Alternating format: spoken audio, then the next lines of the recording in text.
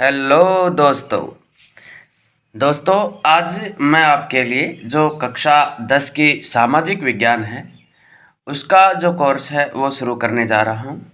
और उसमें सबसे पहले हम जो अर्थशास्त्र वाली बुक है वो लेकर चलते हैं। और अर्थशास्त्र का जो पहला ही चैप्टर है उसका नाम है विकास।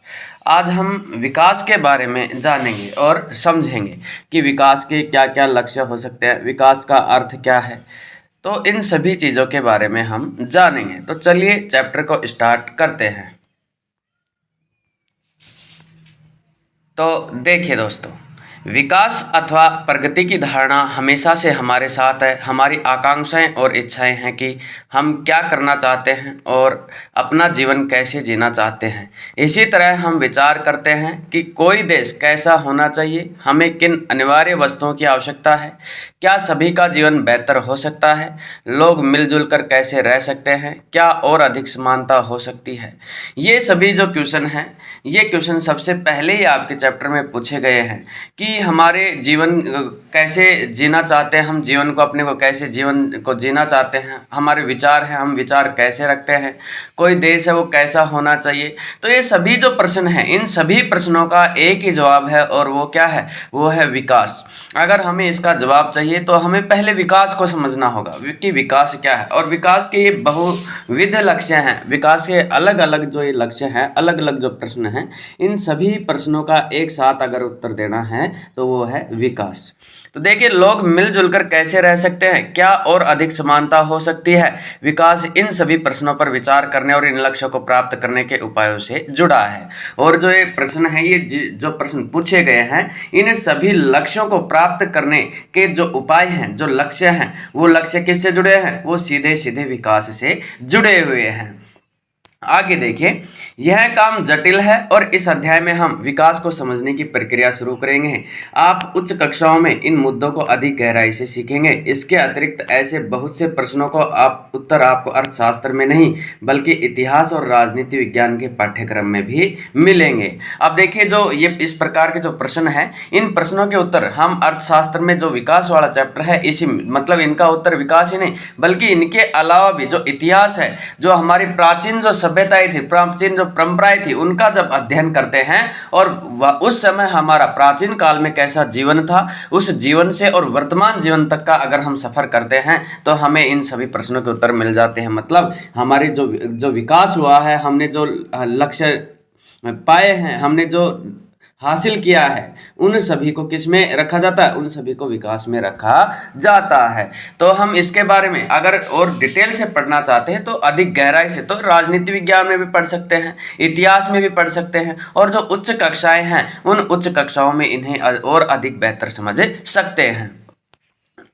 आगे देखिए, वह अतीत से प्रभावित है, हम इसे जाने बिना बदलाव की इच्छा नहीं रख सकते। इसी तरह हम केवल एक लोकतांत्रिक राजनीतिक प्रक्रिया के द्वारा ही इन आशाओं और संभावनाओं को वास्तविक जीवन में प्राप्त कर सकते हैं। अब देखिए, इस तरह के जो लक्ष्य हैं, जो लोकतांत्रिक राजनीतिक प्रक्रिया है, इनके द्वारा हमारी जो आशाएं हैं, संभावनाएं हैं, उन संभावनाओं को, हमारे लक्ष्यों को हम अपने वास्तविक जीवन में प्राप्त कर सकते हैं। आगे देखिए, अब देखिए, हमने जो विकास है वो कैसे प्राप्त किया जाता है, विकास के मायने क्या है, विकास के लक्ष्य क्या है, वो देखें। और विकास कोई एक स्थायी चीज़ नहीं है बल्कि विकास के अलग अलग अर्थ हो सकते हैं। और आगे हम अब देखिए, हेडिंग है विकास क्या वादा करता है, विभिन्न व्यक्ति विभिन्न लक्ष्य। अब जो विकास है वो क्या वादा करता है, क्या लक्ष्य रखता है हमारे सामने। अब एक व्यक्ति है, उसका लक्ष्य अलग हो सकता है, दूसरा व्यक्ति उसका लक्ष्य अलग हो सकता है। तो क्या है, तो विभिन्न व्यक्ति विभिन्न लक्ष्य। विकास का क्या वादा है कि विभिन्न व्यक्ति विभिन्न लक्ष्य, मतलब हर व्यक्ति के जो लक्ष्य हैं वो अलग अलग हो सकते हैं। और ये हमें इस सारणी के द्वारा समझाया गया। तो देखिए क्या समझाया गया है। हम यह कल्पना करने का प्रयास करें कि तालिका 1.1 में दी गई सूची के अनुसार लोगों के लिए विकास का क्या अर्थ हो सकता है, उनकी क्या आकांक्षाएं हो सकती है। आप देखेंगे कि कुछ स्तंभ अधूरे भरे हुए हैं, इस तालिका को पूरा करने की कोशिश कीजिए। आप चाहे तो किन्हीं और श्रेणी के व्यक्तियों को जोड़ सकते हैं। अब देखिए जो ये सारणी है, इस सारणी के माध्यम से हमें जो लोगों के विकास के लक्ष्य हैं वो किस तरह से अलग अलग होते हैं वो दिया गया। अब इसमें कुछ तो भरे हुए हैं और कुछ खाली है, और खाली को हमें समझना है। अब देखिए, अब पहला ही व्यक्ति दे रखा है भूमिहीन ग्रामीण मजदूर। अब जो भूमिहीन ग्रामीण मजदूर है, इसके विकास के लक्ष्य क्या हो सकते हैं, इसकी आकांक्षाएं क्या हो सकती हैं। तो उसकी लक्ष्य है, उसकी आकांक्षाएं हैं, उसकी आशाएं क्या हैं, वो है काम करने के अधिक दिन हो और बेहतर मजदूरी मिले। अब देखिए, कोई ग्रामीण मजदूर है जिसके पास भूमि नहीं है, भूमिहीन मजदूर है, वो क्या चाहेगा कि उसे साल में अधिक से अधिक काम मिले और ज़्यादा से ज़्यादा मजदूरी मिले। स्थानीय स्कूल उनके बच्चों को उत्तम शिक्षा प्रदान करने में सक्षम हो, और जो हमारे जो स्थानीय स्कूल हैं जिनमें उनके बच्चे पढ़ रहे हैं वो उनको अच्छी से अच्छी शिक्षा प्रदान करें, यही तो वो चाहेंगे। कोई सामाजिक भेदभाव नहीं, और गांव में वे भी नेता बन सकते हैं। और वो क्या चाहेंगे, वो चाहते हैं कि हमारे साथ कोई भी सामाजिक भेदभाव ना हो और हमारे बच्चे हैं वो भी नेता बन सकते हैं। ये सभी आकांक्षाएं कौन लगाता है, एक भूमिहीन ग्रामीण मजदूर लगाता है। उसके बाद देखिए, उसके बाद है पंजाब के समृद्ध किसान। वो क्या चाहता है, उसके लक्ष्य मतलब वो विकास के लक्ष्य क्या निर्धारित करता है, उसकी आकांक्षाएं क्या हैं। तो उसकी आकांक्षाएं किसानों को उनकी उपज के लिए ज़्यादा समर्थन मूल्य और मेहनती और सस्ते मजदूरों द्वारा उच्च पारिवारिक आय सुनिश्चित करना, ताकि वे अपने बच्चों को विदेशों में बसा सके। अब देखिए, पंजाब का जो समृद्ध किसान है, जिसके पास अच्छी खासी जमीन है, जिसकी फसल अच्छी होती है, वो समृद्ध, वो अमीर किसान क्या चाहता है, वो चाहता है कि उनको जो उपज, जो उत्पादन खेतों में वो करते हैं, उनका जो मूल्य है वो मूल्य उनको अच्छा मिले, और उनको खेतों में काम करने वाले, क्योंकि जमीन उनके पास अच्छी खासी है, तो खेतों में जो काम करने वाले मजदूर हैं वो मेहनती हों और सस्ते रेट पर हमें मिल जाए, ताकि हमारी जो आय है वो कैसी हो, वो उच्च हो जाए। मतलब हम ज़्यादा से ज़्यादा लाभ कमा सकें, और उस लाभ से क्या, उस लाभ से हमारे बच्चे हैं वो विदेशों में जाकर बच सके, वहाँ पर पढ़ सके, शिक्षा हासिल कर सके। फिर अगला व्यक्ति दे रखा है किसान जो खेती के लिए केवल वर्षा पर निर्भर है। वो देखिए, अब देखिए जो किसान है वो केवल खेती करने के लिए किस पर निर्भर होता है, वो केवल खेती पर निर्भर होता है, वर्षा पर निर्भर होता है खेती करने के लिए। तो उसकी आकांक्षाएं क्या होंगी, उसके लक्ष्य क्या होंगे विकास के। तो वो क्या चाहेगा कि अधिक से अधिक वर्षा हो। अगर वर्षा नहीं हो रही, क्योंकि वर्षा तो प्राकृतिक है, अगर वर्षा नहीं होती है तो वो क्या चाहेगा, वो चाहेगा कि सरकार ऐसे ऐसे जो नहरें हैं, नहरें निकाले सिंचाई के लिए, तालाब बनवाए, कुएं हैं उनका निर्माण करे, सार्वजनिक बोरवेल लगवाए, ताकि हमारी जो कृषि है वो अच्छी हो सके। मतलब ज़्यादा से ज़्यादा सिंचाई की सुविधा चाहेगा ये किसान, जो केवल वर्षा पर है, वो सिंचाई के साधन है वो प्राप्त करने के लक्ष्य निर्धारित करेगा। फिर अगला है भूस्वामी परिवार की एक ग्रामीण महिला। आप देखिए, जो भूस्वामी परिवार है उसकी एक ग्रामीण महिला है, वो क्या चाहे, भूस्वामी मतलब जो अमीर किसान हैं, जिनके पास भूमि पर उनका नियंत्रण है, उनके पास अच्छी खासी भूमि है, अच्छे खासे लोग उनके पास कार्य करते हैं। तो भूस्वामी परिवार की एक ग्रामीण महिला वो क्या चाहेगी, वो चाहेगी हमारे परिवार की जो आय है वो अधिक से अधिक हो और हमें ज़्यादा से ज़्यादा स्वतंत्रता मिले। वो और ज़्यादा स्वतंत्र, बाकी की अपेक्षा में ज़्यादा स्वतंत्रता चाहेगी और ज़्यादा परिवार की ज़्यादा से ज़्यादा आय की कामना करेगी, और जो भूमि है उस पर और ज़्यादा से ज़्यादा उत्पादन हो। तो ये क्या ये कौन चाहेगी, ये चाहेगी भूस्वामी परिवार की एक ग्रामीण जो महिला है वो चाहेगी। फिर उससे अगला व्यक्ति है शहरी बेरोजगार युवक। अब जो शहरी बेरोजगार युवक है वो क्या चाहेगा, वो चाहेगा कि हमें अच्छा से अच्छा रोजगार है वो प्राप्त हो, बढ़िया नौकरी मिले जिनमें अच्छी तनख्वाह हो, अच्छे पैसे हो, अच्छे खासे पैसे हो, ताकि अपने जीवन को अच्छे ढंग से चला सके। फिर अगला है शहर के अमीर परिवार का लड़का। अब देखिए, जो शहर का जो लड़का है जिसका परिवार बढ़िया पैसे वाला है, अमीर है, वो क्या चाहेगा, वो चाहेगा उसके विकास के लक्ष्य होंगे कि मुझे और ज़्यादा सुख सुविधाएं मिले, बाहर घूमने की आज़ादी हो, कोई रोक टोक ना हो, जो मन में आए वो करें। तो ये कौन चाहेगा, ये शहर के अमीर परिवार का एक लड़का है, वो चाहेगा वो ज़्यादा से ज़्यादा उसे ऐशो आराम मिले, ये एक अमीर परिवार का लड़का चाहेगा। उसके बाद एक लड़की के बारे में कहा गया है, शहर के अमीर परिवार की जो लड़की है वो क्या चाहेगी, उसके विकास के लक्ष्य क्या होंगे, उसकी आकांक्षाएं क्या होंगी। वो देखिए, उसे अपने भाई के जैसी आज़ादी मिलती है और वह अपने फैसले खुद कर सकती है, वह अपनी पढ़ाई विदेश में कर सकती है। अब देखिए, जैसे शहर के अमीर परिवार के जो लोग लड़के हैं, वो जैसे आज़ाद स्वतंत्र घूमते हैं, उनको घूमने फिरने की आज़ादी होती है, विदेश में पढ़ने की आज़ादी, विदेशों में घूमने की आज़ादी हो सकती है, अपने फैसले खुद लेने की आज़ादी होती है। इसी तरह से शहर के जो अमीर परिवार की लड़की है, उसकी भी आकांक्षाएं होंगी, उसके भी लक्ष्य क्या होंगे कि उसे भी अपने भाई के जैसे आज़ादी मिले, वो अपने फैसले खुद कर सके तथा वह भी कहीं पर भी जाकर घूम फिर सके और पढ़ सके। अब देखिए, नर्मदा घाटी का एक आदिवासी ये क्या चाहेगा, जो नर्मदा घाटी का एक आदिवासी जो व्यक्ति है, वो क्या चाहेगा, वो चाहेगा कि नर्मदा घाटी में जो बांध है, डैम है, इसका निर्माण ना हो। क्योंकि अगर डैम का निर्माण होगा तो जमीन क्या होगी, जमीन अधिग्रहण की जाएगी और जमीन जलमग्न हो जाएगी। इससे उनको क्या होना पड़ेगा, उनको विस्थापन होना पड़ेगा, विस्थापित होना पड़ेगा। इसी कारण से एक नर्मदा घाटी का जो आदिवासी है, वो चाहेगा कि नहीं, यहाँ पर डैम का निर्माण ना हो, केवल छोटे मोटे तालाब हैं उन्हीं का निर्माण हो, ताकि हम अपनी सिंचाई या कृषि को अच्छी तरीके से कर सकें। तो वो डैम निर्माण के विरोध में खड़ा होगा और छोटे जो तालाब हैं, नहर हैं, उनके बनने के वो पक्ष में खड़ा होगा। तो ये उसके लक्ष्य होंगे। तो हमने इस सारणी के माध्यम से क्या पढ़ा, कि हमने पढ़ा है कि जो व्यक्ति हैं, अलग अलग व्यक्ति हैं, उनके विकास के जो लक्ष्य हैं वो भी अलग अलग होते हैं। मतलब विकास ये वादा करता है कि भी किसी एक व्यक्ति, सभी व्यक्तियों के विकास के एक जैसे विचार नहीं हो सकते, एक जैसे लक्ष्य नहीं हो सकते हैं, बल्कि सभी के अलग अलग विचार होंगे, अलग अलग लक्ष्य होंगे। तो विभिन्न व्यक्ति, विभिन्न लक्ष्य, ये इस सारणी के माध्यम से हमने अच्छी तरीके से समझा है। अब देखिए आगे, सारणी को भरने के बाद अब इनका निरीक्षण करते हैं। क्या इन सभी लोगों की विकास या प्रगति के बारे में एक जैसा विचार है? संभवतः नहीं। अब देखिए, जैसे हमने सारणी में देखा तो इन सभी लोगों के बारे में जैसे हमने पढ़ा, तो इनके एक जैसे विचार नहीं है, बल्कि सभी के अलग अलग विचार हैं, सभी की राय अलग अलग है, आकांक्षाएं सभी के अलग अलग है, सभी के अलग अलग लक्ष्य हैं। कोई कुछ चाहता है, कोई कुछ चाहता है। संभवतः नहीं, इनमें से हर एक अलग अलग चीजें पाना चाहता है। वे ऐसी चीजें चाहते हैं जो उनके लिए सर्वाधिक महत्वपूर्ण है, अर्थात वे चीजें जो उनकी आकांक्षाओं और इच्छाओं को पूरा कर सके। वास्तव में कई बार दो व्यक्ति या दो गुट ऐसी चीज चाह सकते हैं जिनमें परस्पर विरोध हो सकता है। अब देखिए, कई बार क्या होता है कि विभिन्न व्यक्ति हैं, वो अलग अलग चीजें चाहते हैं और उन चीजों में वो उनके आपस में विरोध की भावना भी प्रकट हो जाती है। कैसे कि दो व्यक्ति हैं, वो जैसे दो भाई हैं, वो आपस में एक ऐसी चीज चाहते हैं, एक दूसरा कोई दूसरी चीज चाहता है, एक दूसरा कोई दूसरी चीज चाहता है। तो आपस में उनके गुट हैं, वो आपस में अलग अलग जो चीजें हैं वो चाहने के कारण उनमें क्या हो सकती है, उनमें परस्पर विरोध भी हो सकता है। एक लड़की अपने भाई के समक्ष आज़ादी और अवसर मिलने और भाई भी घर के कामकाज में हाथ बटाएगा तो की आशा रखती है। आप देखिए, कोई घर की लड़की है, वो क्या चाहती है कि उसका भाई है, वो भी उसकी तरह मुझे भी आज़ादी मिले, या फिर अपने भाई की तरह वो क्या करना चाहेगी, वो अपने भाई के लिए ये सोचते हैं कि मेरा भाई है, ये मुझे काम में, घर का जो काम है इसमें थोड़ा बहुत हाथ बटाए ताकि काम है ये जल्दी सुलट जाए। तो ये कौन आशा रखती है? ये एक बहन अपने भाई से आशा रखती है।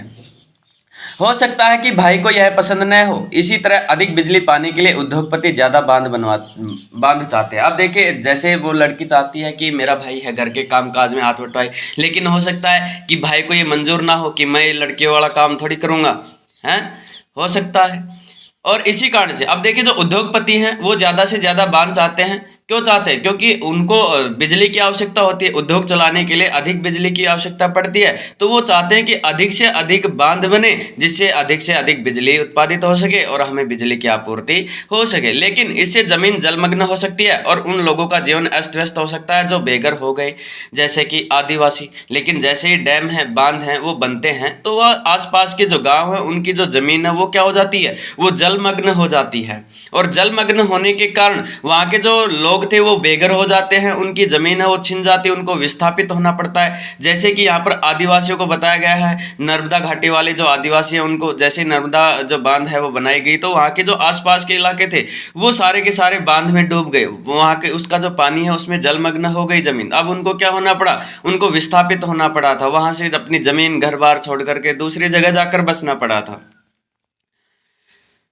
देखिए आगे, वे इसका विरोध कर सकते हैं और हो सकता है कि वे अपने खेतों की सिंचाई के लिए केवल छोटे चेक बांध या तालाब पसंद करें। अब देखिए, जो आदिवासी लोग हैं, जो बांध से अस्त व्यस्त होने वाले जो लोग हैं, जिनकी जमीन छीनने का डर, वो लोग क्या चाहते हैं, वो इसके विरोध में उतर सकते हैं कि नहीं, यहाँ पर बांध नहीं बनना चाहिए। और वो चाहेंगे क्या, वो केवल ये चाहेंगे कि यहाँ पर जो बांध है ये बनने की बजाय हमारे यहाँ केवल क्या हो, छोटे चेक बांध हैं वो हों, ताकि हम हमारे खेत हैं इनकी सिंचाई कर सके। तो सिंचाई के लिए केवल नहरें और छोटे बांध हैं और तालाब हैं, उनको पसंद कर सकते हैं।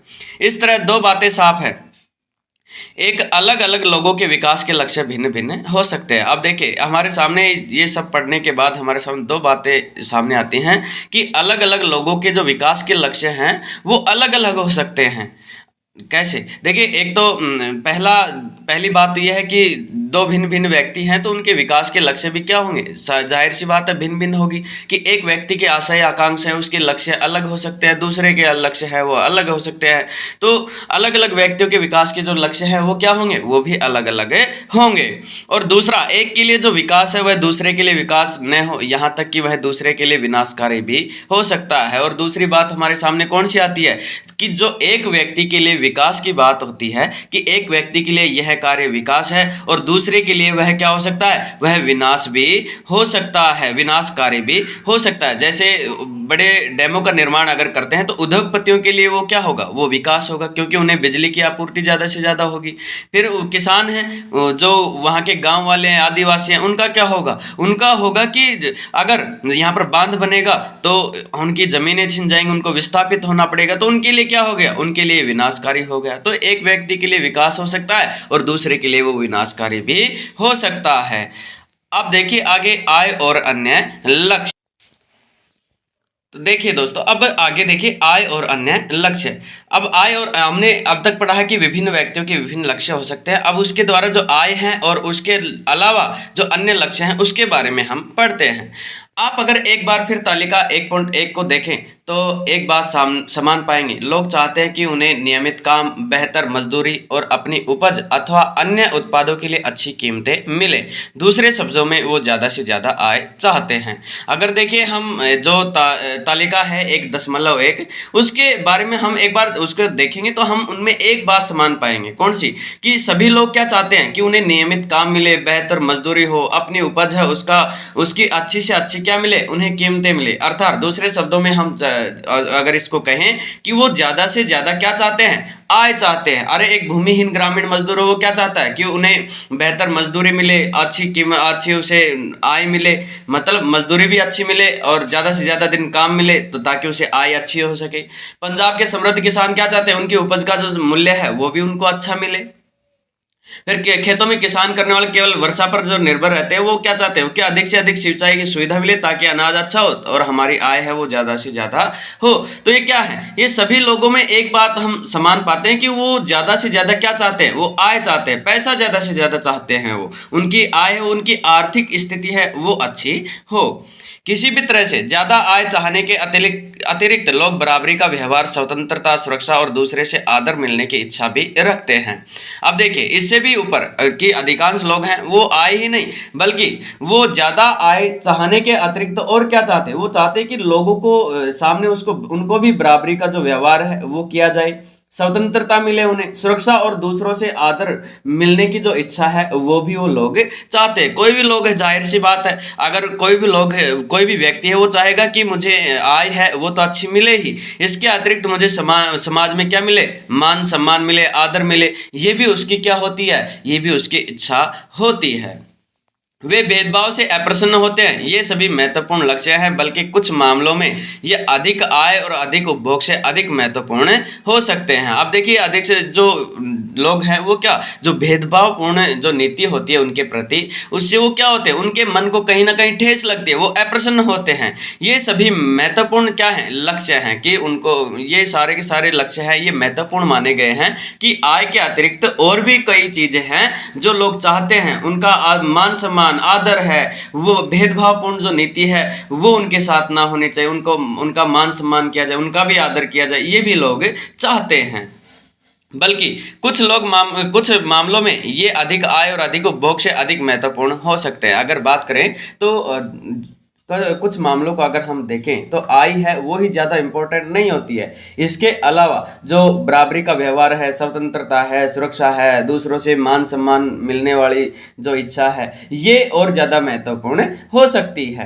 क्योंकि जीने के लिए केवल भौतिक वस्तुएं ही पर्याप्त नहीं होती। अब जो जीवन जीने के लिए जो भौतिक वस्तुएं हैं जो हमें प्राप्त होती हैं वो केवल आवश्यक नहीं, इनके अलावा हमें जीवन जीने के लिए और भी बहुत कुछ वस्तुएं हैं जिनकी हमें आवश्यकता होती है।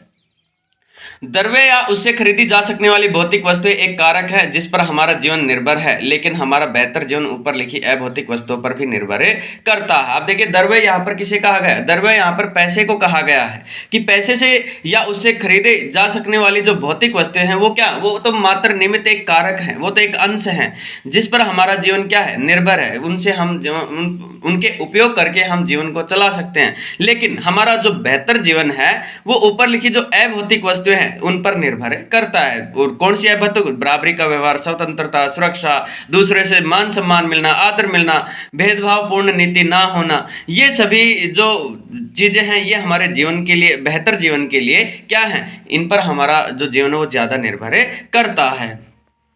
अगर आपको यह बात स्पष्ट नहीं लगती है तो आपने जीवन के अपने मित्रों की भूमिका के बारे में जरा सोचिए। अगर आप उनकी मित्रता की इच्छा हो सकती है। इसी तरह और भी बहुत सी चीजें हैं जिन्हें आसानी से मापा नहीं जा सकता है। अगर इसको समझना है तो आप देखिए कि अपने जो मित्र हैं उनके बारे में सोचिए कि आपको जीवन जीने के लिए या फिर आपको कोई कार्य करने के लिए अपने जो मित्र हैं उनकी भूमिका की क्या हो सकती है, आवश्यकता हो सकती है। उनकी इच्छा हो सकती है कि आप भी, आपके भी मित्र हों, आप भी उनसे अपनी सभी बातें हैं वो शेयर करें, उनसे कहें कि अगर कोई कार्य है आपका, मान लो आपसे नहीं हो पा रहा है तो आप अपने मित्रों के माध्यम से मिलकर के उस कार्य को पूरा करें।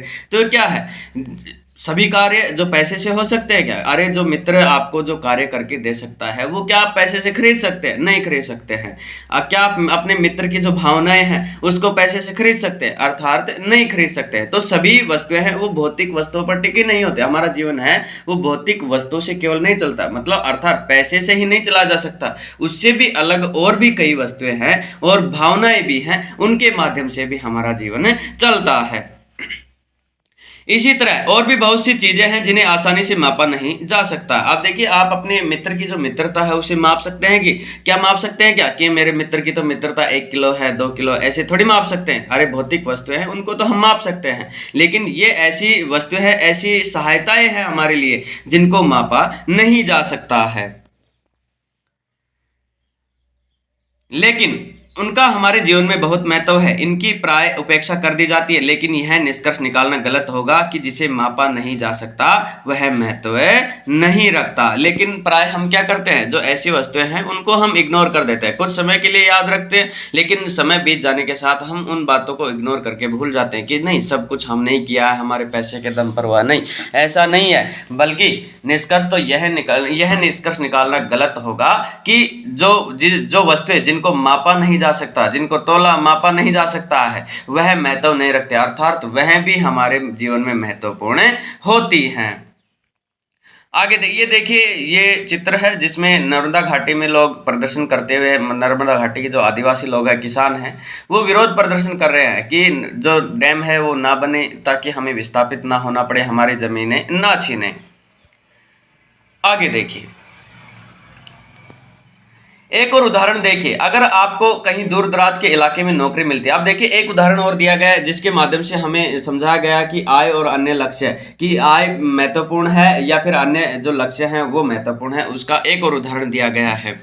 अगर आपको कहीं दूर दराज के इलाके में नौकरी मिलती है, उसे स्वीकार करने से पहले आप आय के अतिरिक्त बहुत से कारकों पर विचार करेंगे। अब देखिए आपको कहीं कोई सरकारी जॉब मिल जाए और वो मिलने के बाद आपको कहीं दूर दराज के इलाके में, ऐसे आदिवासी इलाकों में आपको जो ज्वाइनिंग है वो दे दी जाए, तो वहाँ पर जाने से पहले आप क्या सोचेंगे? वो वहाँ पर जाने से पहले ये विचार करेंगे कि आपके लिए वहाँ पर क्या सुख सुविधाएं होंगी, कौन से कारक होंगे जिनके सहारे आप अपने जीवन को चला सकेंगे। वो सारी बातें हैं वो सोच समझ करके आप वहां जाएंगे। जैसा कि आपके परिवार के लिए क्या सुविधाएं उपलब्ध होंगी, काम करने का वातावरण कैसा होगा या सीखने के क्या अवसर होंगे।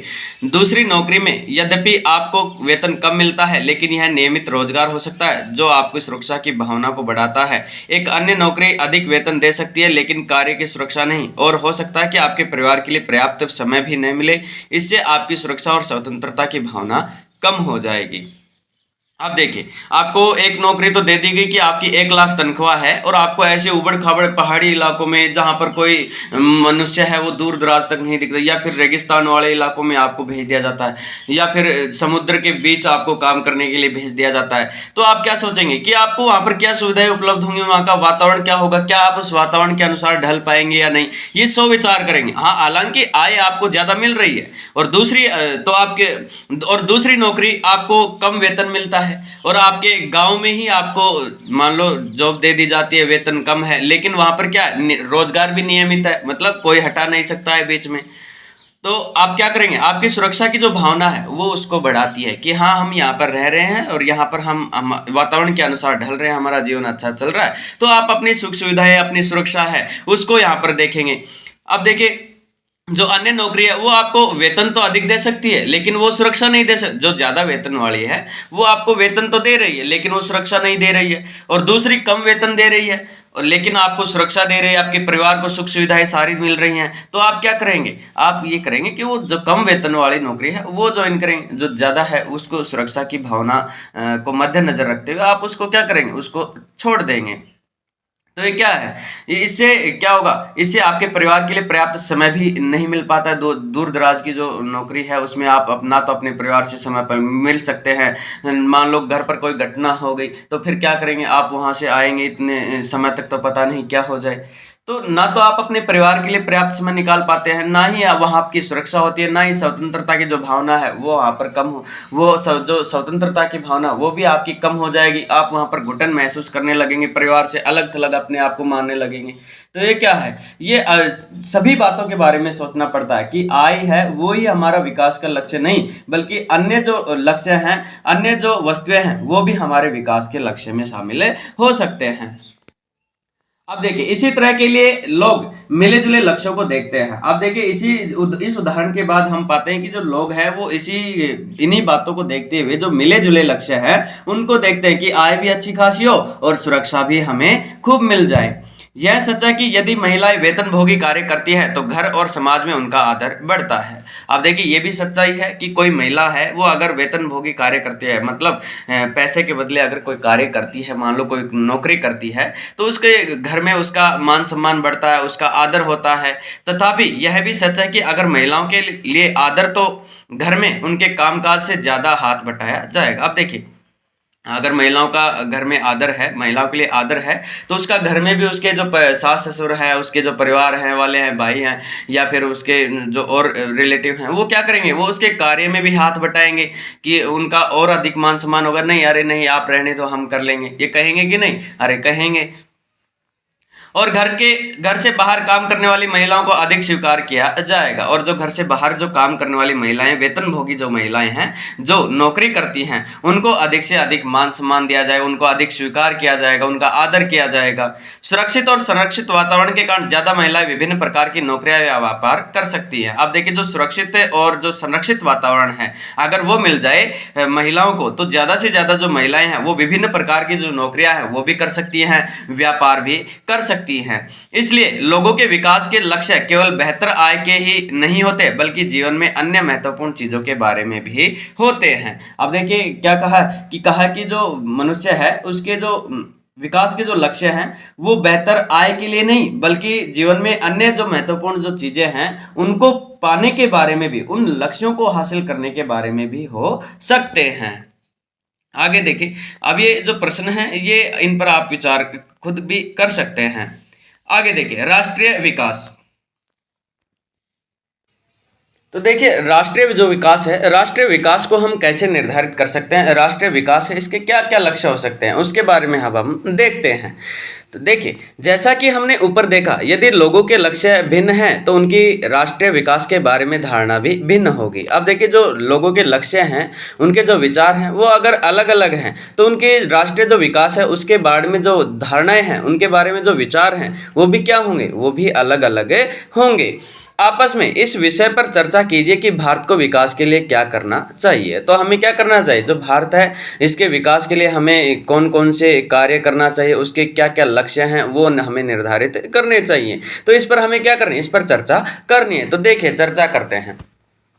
संभव है कि कक्षा के विभिन्न विद्यार्थियों ने उपयुक्त प्रश्नों के अलग-अलग उत्तर दिए होंगे। हो सकता है कि आपने स्वयं इस प्रश्न के बहुत से उत्तर सोचे हों और उनमें से किसी एक के विषय में आप स्वयं भी निश्चित न हों। यह समझना बहुत आवश्यक है कि देश के विकास के विषय में विभिन्न लोगों की धारणाएं भिन्न-भिन्न या परस्पर विरोधी हो सकती हैं। अब देखिए, जो ये प्रश्न पूछा गया कि भारत के विकास के लिए क्या करना चाहिए, क्या लक्ष्य हो सकता है भारत के विकास को निर्धारित करने का। तो इसका विभिन्न विद्यार्थी हैं, उन्होंने आपको अलग-अलग आंसर दिया, अलग-अलग लोगों से आपने पूछा, तो उन्होंने इसके अलग-अलग आंसर दिए हों, अलग-अलग बातें इसके बारे में कही हों। हो सकता है कि आप खुद भी इन प्रश्नों के उत्तर हैं वो एक से ज्यादा सोच रहे हों, किसी एक विषय पर आप निश्चित ना हो।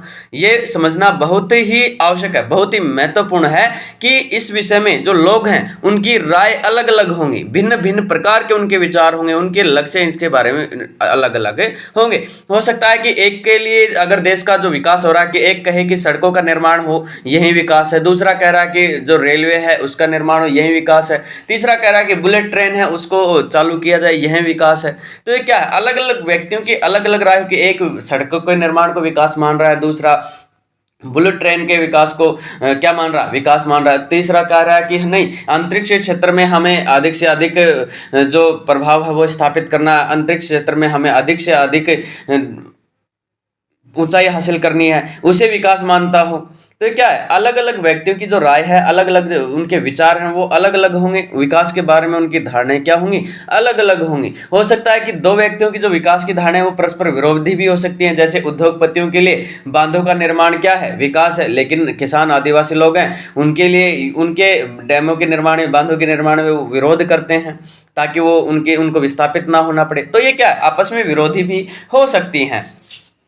लेकिन क्या सभी विचारों को बराबर या महत्व दिया जा सकता है? यदि परस्पर विरोधी हैं तो निर्णय कैसे किया जाए? आप देखिए, जो सारे के सारे जो विचार हैं, इनको क्या बराबर का जो महत्व है वो दिया जा सकता है? अर्थात नहीं। यदि जो परस्पर विरोधी हैं तो उनका निर्णय कैसे किया जाए, ये भी सोचने वाली बात है। सभी के लिए न्यायपूर्ण और सही राह क्या होगी? हमें यह भी सोचना होगा कि क्या कार्य करने का कोई बेहतर तरीका है, क्या इस विचार से बहुत से लोगों को लाभ होगा या कुछ को ही राष्ट्रीय विकास का अभिप्राय। इन सब प्रश्नों पर विचार करना है। आप देखिए, ये तो ऐसा तो है नहीं कि राष्ट्रीय जो विकास है उसमें सभी लोगों के जो विचार हैं उनको अलग-अलग, हर व्यक्ति के लिए अलग-अलग कार्य किया जाए, ऐसा नहीं हो सकता है। तो अगर जो व्यक्तियों के जो परस्पर विरोधी जो मामले हैं तो उनको क्या किया जाए? क्या उनको बराबर महत्व दिया जा सकता है? कि अर्थात नहीं दिया जा सकता। तो निर्णय कैसे करें? क्या जो निर्णय लिया जाता है विकास का, वो सभी को सभी के लिए लाभपूर्ण होगा या नहीं, सभी के लिए विकास होगा या नहीं, ये विचार, ये सारे के सारे क्या करना है? ये सारे के जो प्रश्न हैं इन पर विचार करना, हम ये क्या है? राष्ट्रीय विकास है। मतलब इन सभी प्रश्नों पर हमें विचार करना होगा और इन सभी पर विचार करके और विचार करने के बाद जो निर्णय आता है उस निर्णय के अनुसार हमें क्या करना होगा? राष्ट्रीय विकास है वो करना होगा। उसके बाद देखिए, आओ इन पर चर्चा करें। इसमें देखिए, दो चित्र हैं वो दे रखे हैं। एक तो इधर एक बिल्डिंग बनी हुई है और उसी के पास में जो झुग्गी झोपड़ियां हैं उसके सामने वो बनी हुई है। और इनको देखिए, एक तरफ तो बड़ी बिल्डिंग बनी हुई है जिसमें अनेक मंजिलें बनी हुई हैं, बड़ी बड़ी इमारतें हैं, दूसरी तरफ झुग्गी झोपड़ियां हैं। तो इनके लिए विकास के लक्ष्य क्या होंगे? इन लोगों के, एक तरफ अमीर लोगों का तबका है, दूसरी तरफ गरीब झुग्गी झोपड़े वालों का तबका है। तो इनके लिए विकास के क्या अर्थ होंगे? इनके अर्थात इनके अलग अलग होंगे। दूसरी तरफ एक और उदाहरण दिया गया है, एक अखबार की जो रिपोर्ट है वो दी गई है। इसमें देखिए क्या, एक जहाज ने 500 टन तरल जहरीले अवशेष एक शहर के खुले कूड़े घर और आसपास के समुद्र में डाल दिए। अब देखिए, कोई जहाज आता है और वो 500 टन तरल जहरीला जो अवशेष है, जो पदार्थ है, जो कचरा है, वो लेकर के और खुले में उस कूड़े को शहर के आसपास वो समुद्र में डाल जाता है। यह कहाँ का था? यह था अफ्रीका देश के आइवरी कोस्ट में अबिदजान शहर में हुआ था। और ये घटना कहाँ की? ये अफ्रीका की है, उसका एक शहर है अबिदजान, उस वहाँ की एक घटना है। इस खतरनाक जहरीले अवशेष से निकलने वाले धुएं से लोगों ने जी मतलाना, चमड़ी पर ददोरे पड़ना, बेहोश होना, दस्त लगना इत्यादि की शिकायतें की। अब देखिए, जैसे ही ये कचरा है वो शहर के आसपास डाला जाता है तो लोगों का जी घबराने लगता है, उस धुएं से जी मतलाने लगता है, चमड़ी पर ददोरे पड़ने लगते हैं, मतलब चर्म रोग होने लगता है, बेहोश होने लगते हैं लोगों को अचानक दस्त होने लगते हैं। ये शिकायतें सरकार के पास वहां पर जाती हैं कि ये इस कूड़े के डालने पर हमारे सामने ये बीमारियां फैल गई हैं। 1 महीने के बाद 7 लोग मारे गए और 20 अस्पताल में भर्ती हुए और विषाक्तता के कारण 26,000 लोगों का इलाज किया गया। अब देखिए, अगर इसमें बात करें 1 महीने के अंदर अंदर 7 लोग तो क्या हो गए थे, उस घटना के कारण मारे गए थे, 20 अस्पताल में पहुंच गए थे और मतलब उनको भर्ती हुए, और विषाक्तता के कारण जो 26,000 लोग हैं उनका क्या किया गया, उनका इलाज किया गया। पेट्रोल और धातु से संबंधित एक बहुराष्ट्रीय कंपनी ने आइवरी कोस्ट की एक स्थानीय कंपनी को अपने जहाज से जहरीले पदार्थ फेंकने का ठेका दिया था। अब देखिए, जो पेट्रोल और धातुएं हैं इनसे संबंधित एक बहुराष्ट्रीय कंपनी है जिसको जो आइवरी कोस्ट है कि एक स्थानीय कंपनी है, इसको एक ठेका दिया था कि जहरीले पदार्थ है इनको फेंका जाए, उनको फेंकने का ये ठेका दिया था। अब देखिए, इसमें जो किनको लाभ हुआ, किनको नुकसान हुआ। अब देखिए, इसमें भी विकास के इसमें भी जो लक्ष्य हैं वो अलग अलग हो सकते हैं। जैसे जो कचरा फेंकने वाले हैं वो तो शहर के आसपास फेंक गए, लेकिन जैसे उनसे बीमारी हुई, बीमारी के कारण क्या हुआ, अस्पतालों में पहुंचे लोग, अस्पतालों में पहुंचेंगे तो क्या होगा, डॉक्टर ये तो है नहीं कि उनको फल फ्रूट दे करके भेजेंगे, ऐसा नहीं है, बल्कि क्या होगा, उनको गोली दवाई लिखेंगे, और गोली दवाई लिखेंगे या मतलब टैबलेट्स हैं, दवाइयाँ हैं, वो लिखेंगे वो उनको ठीक करने के लिए। तो उनसे क्या होगा, जो टैबलेट हैं, जैसे बीमारियों की जो दवाइयाँ हैं वो बनाने वाली फैक्ट्रियाँ हैं उनका उत्पादन बढ़ेगा, लोग उनके दवाइयों को ज़्यादा से ज़्यादा खरीदेंगे। मतलब जैसे बीमारी फैलेगी तो दवाइयों का उत्पादन करने वाली जो कंपनियाँ उनको मुनाफा होगा, और जो लोग हैं, जो ग्रामीण लोग, आसपास के शहरी जो लोग हैं जो बीमारी के कारण ग्रस्त हुए हैं, उनको क्या होगा, उनको आर्थिक रूप से नुकसान होगा, उनको कई दिनों तक काम से हाथ धोना पड़ेगा, उनकी आय कम होगी, पैसे खर्च होंगे उनके। तो इनमें भी क्या है, इनमें भी लक्ष्य अलग अलग हो सकते हैं, एक के पीछे एक का फायदा हो सकता है और दूसरे का क्या, दूसरे का नुकसान हो सकता है। तो इनमें भी क्या, इनमें भी लोग अपने फायदे ढूंढते हैं। तो आगे देखिए, विभिन्न देशों या राज्यों की तुलना कैसे की जाए। अब देखिए, जो विभिन्न देश हैं और जो राज्य हैं उनकी जो तुलना है वो हम कैसे कर सकते हैं, उनमें जो विकास के जो लक्ष्य हैं उनके विकास के लक्ष्यों की तुलना है वो हम कैसे कर सकते हैं। आप पूछ सकते हैं कि अगर विकास का अर्थ अलग अलग हो सकता है तो फिर कुछ देशों को विकसित और कुछ को अविकसित कैसे कहा जा सकता है। अब देखिए, आपका प्रश्न होगा कि विकास का जो अर्थ है वो अलग अलग अगर हम लगाते हैं तो हर देश का, विकसित देश और अविकसित देश, ये अलग अलग देशों को क्यों कहा जाता है, क्योंकि उनके लक्ष्य अलग है। अमेरिका है जैसे विकसित देश है तो उनका लक्ष्य तो अलग है, भारत विकासशील देश है तो इसका लक्ष्य, मतलब भारत का जो लक्ष्य है वो अलग है, अमेरिका का अलग है। तो इन दोनों में ये भेदभावपूर्ण क्यों, इनकी तुलना कैसे की जाए कि ये विकसित हैं या विकासशील हैं, क्योंकि इनके तो लक्ष्य हैं वो अलग अलग हैं। तो हम कैसे कह सकते हैं कि वो विकसित है और हम विकासशील हैं, एक विकसित है एक अविकसित है, ये हम किस आधार पर कह सकते हैं। इससे पहले कि हम इस विषय पर आएं, एक अन्य प्रश्न के बारे में सोचते हैं। अब देखिए, इस विषय पर जानने से पहले एक और प्रश्न है वो हमें बताया गया है। जब हम भिन्न भिन्न चीजों की तुलना करते हैं तो उसमें समानता और अंतर दोनों हो सकते हैं। अगर देखिए, अगर दो अलग अलग वस्तुएं हैं और उन अलग अलग वस्तुओं की अगर हम तुलना करने के लिए बैठते हैं तो उनमें अलग अलग बातें हो सकती है। जैसे एक आपके पास मान लो 2 पेन है, एक 2 रुपए वाला पेन है, एक 5 रुपए वाला पेन है। आप कहोगे कि चलता तो सेम ही है, लेकिन इनके कीमतें हैं, वो एक की 2 रुपए है, एक की 5 रुपए है, तो उनमें अंतर कैसे, उनमें आय के आधार पर उनमें अंतर कर लिया गया। उनमें जो मटेरियल लगा है उसके आधार पर उसकी कीमत निर्धारित की गई है कि नहीं, इसकी कीमत 2 रुपए है और इसकी 5 रुपए है। तो भिन्न भिन्न जो वस्तुएं हैं, भिन्न भिन्न जो चीजें हैं, उनकी तुलना हम करते हैं तो उनमें समानताएं और अंतर दोनों ही हो सकते हैं। मतलब समानता तो कौन ही है पेन में कि वो एक जैसे चलते हैं, और अंतर कौन से हैं कि उनके जो मूल्य हैं वो भिन्न भिन्न है, उनमें जो मटेरियल काम में लिया गया है वो भी अलग अलग है। हम उनकी तुलना करने के लिए किन पहलुओं का प्रयोग करेंगे, कक्षा में विद्यार्थियों को ही देखते हैं। हम विभिन्न विद्यार्थियों की तुलना कैसे करते हैं, उनमें ऊंचाई, स्वास्थ्य, प्रतिभा और रुचि के अनुसार अंतर है। हो सकता है कि सबसे स्वस्थ विद्यार्थी सबसे पढ़ाकू विद्यार्थी न हो, सबसे बुद्धिमान विद्यार्थी हो सकता है कि मित्रता व्यवहार न रखता हो।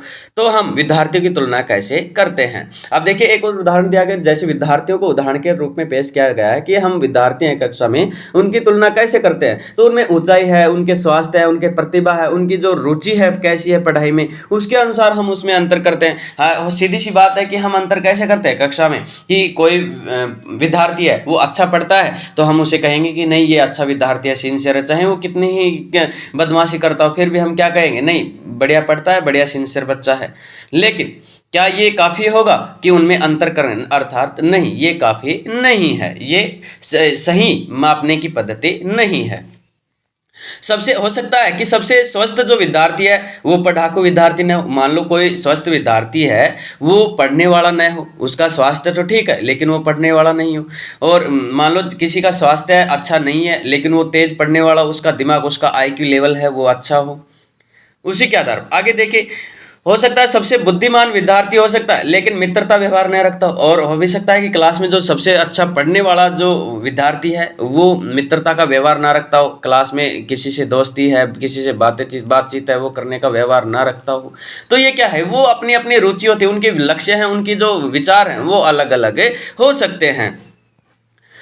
तो हम विद्यार्थियों की तुलना कैसे करते हैं? हम जो मापदंड प्रयोग करेंगे वह तुलना के उद्देश्य पर निर्भर करेगा। खेलकूद टीम, वाद विवाद टीम, संगीत टीम या पिकनिक के लिए टीम, सबके लिए चयन के लिए अलग अलग मापदंड होंगे। अब देखिए, अगर हम इनकी तुलना कर रहे हैं तो इनके लिए जो मापदंड हैं, जो मापन प्रक्रिया है वो भी अलग अलग होगी। जैसे हम मापदंड का जब प्रयोग करेंगे तो उसके उद्देश्य पर निर्भर करेगा कि वो किस उद्देश्य पर आधारित है, उसका लक्ष्य क्या, उस लक्ष्य पर वो निर्धारित करेगा। अगर खेलकूद टीम है तो हम खेलकूद टीम के आधार पर ही उसका जो मापदंड है वो उस पर लागू करेंगे। वाद विवाद टीम है तो उसमें चर्चा परिचर्चा करने की जो क्षमताएं हैं वो कैसी हैं उसके आधार पर हम उसका मापन करेंगे। संगीत टीम है तो वो संगीत में कितना योग्य है उसी के आधार पर हम उसका मापन करेंगे।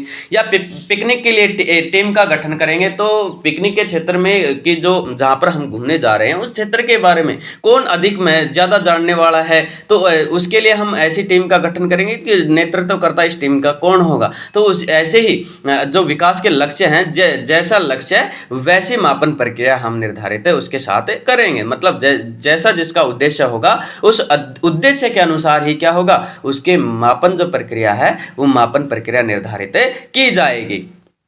फिर भी अगर हमें किसी उद्देश्य से कक्षा के विद्यार्थियों की सर्वांगीण प्रगति के बारे में मानक चाहिए तो हम उसे कैसे चुनेंगे?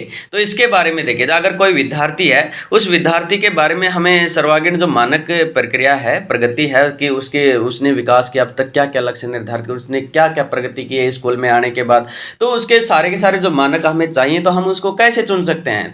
तो सामान्यतः हम व्यक्तियों की एक या दो महत्वपूर्ण विशेषताएं लेकर उनके आधार पर तुलना करते हैं। अब देखिए, सर्वांगीण जो मान्यताएं हैं उनको चेक करने के लिए हम व्यक्ति की क्या करते हैं, एक या दो उसमें जो विशिष्टताएं हैं, 1 2 3 4 जो भी महत्वपूर्ण जो गुण हैं उसके, वो लेकर के जो उसने अभी तक जो सीखा है उसके बारे में हम पूछ करके हम उसके बारे में जो मानक है वो प्राप्त कर सकते हैं।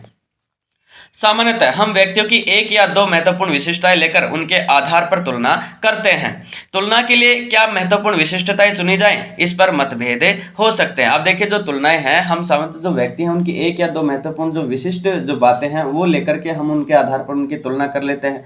क्या ये तुलना के लिए महत्वपूर्ण है क्या, या विशिष्टताएं जो चुनी जाए हैं वो इस मतभेद पर भी आधारित हो सकती है कि विद्यार्थियों का मित्रतापूर्ण व्यवहार और सहयोग की भावना, उनकी रचनात्मकता या उनके द्वारा प्राप्त अंक। अब देखिए, जो ये मानक हैं, जो विशिष्टताएं हैं, जो विशेष बातें हैं विद्यार्थी की, उनमें क्या क्या हो सकते हैं? वो हो सकते हैं कि विद्यार्थी का मित्रतापूर्ण व्यवहार, अपने मित्रों के साथ कैसा व्यवहार है, अच्छा व्यवहार है या सहयोगी है कि नहीं, उसकी सहयोग की जो भावना है वो हम देख सकते हैं। या फिर उनकी जो रचनात्मकता है, उनके द्वारा जो टेस्टों में, परीक्षा में जो उनके टीचर के द्वारा जो टेस्ट लिए जाते हैं उनमें कितने वो अंक हासिल कर रहा है, या फिर मौखिकली उनसे पूछा जाए तो कितना मौखिकली बता सकता है। इस आधार पर इन विशेष बातों को हम क्या करेंगे, इनको दर्ज करेंगे उसके बारे में पता लगाने के लिए। यही बात विकास पर भी लागू होती है। देशों की तुलना करने के लिए उनकी आय सबसे महत्वपूर्ण विशिष्टता समझी जाती है। अब देखिए, यही बात जो राष्ट्रीय विकास है उस पर भी लागू होती है, या फिर जो राज्य हैं, राज्यों का जो विकास है उनकी तुलना करने के लिए भी यही बातें लागू होती हैं कि उनकी, अब जो देश हैं उनकी तुलना करने के लिए सबसे महत्वपूर्ण क्या होता है, सबसे महत्वपूर्ण समझी जाती है उसकी आय, कि उस देश की आय कितनी है। जिन देशों की आय अधिक है उन्हें कम आय वाले देशों से अधिक विकसित समझा जाता है। अब देखिए, जो देश है जिनकी आय ज्यादा है उन देशों को उससे कम आय वाले जो देश है उनसे क्या समझा जाता है, उनसे विकसित समझा जाता है। इस समझ पर आधारित है कि अधिक आय अर्थ है मानवीय आवश्यकताओं की सभी वस्तुओं का अधिक होना। अब इस पर क्या है कि जो इस समझ पर आधारित है यह बात कि जो आय का अर्थ है वो मानवीय आवश्यकताओं की जो वस्तुएं हैं उनका क्या होना, अधिक होना। अरे सीधी सी बात है कि जिस देश की आय अधिक होगी तो उनकी आवश्यकताएं भी क्या होंगी, अधिक होंगी। उनके पास सुख सुविधाएं हैं, भौतिक वस्तुएं वो भी ज्यादा होंगी।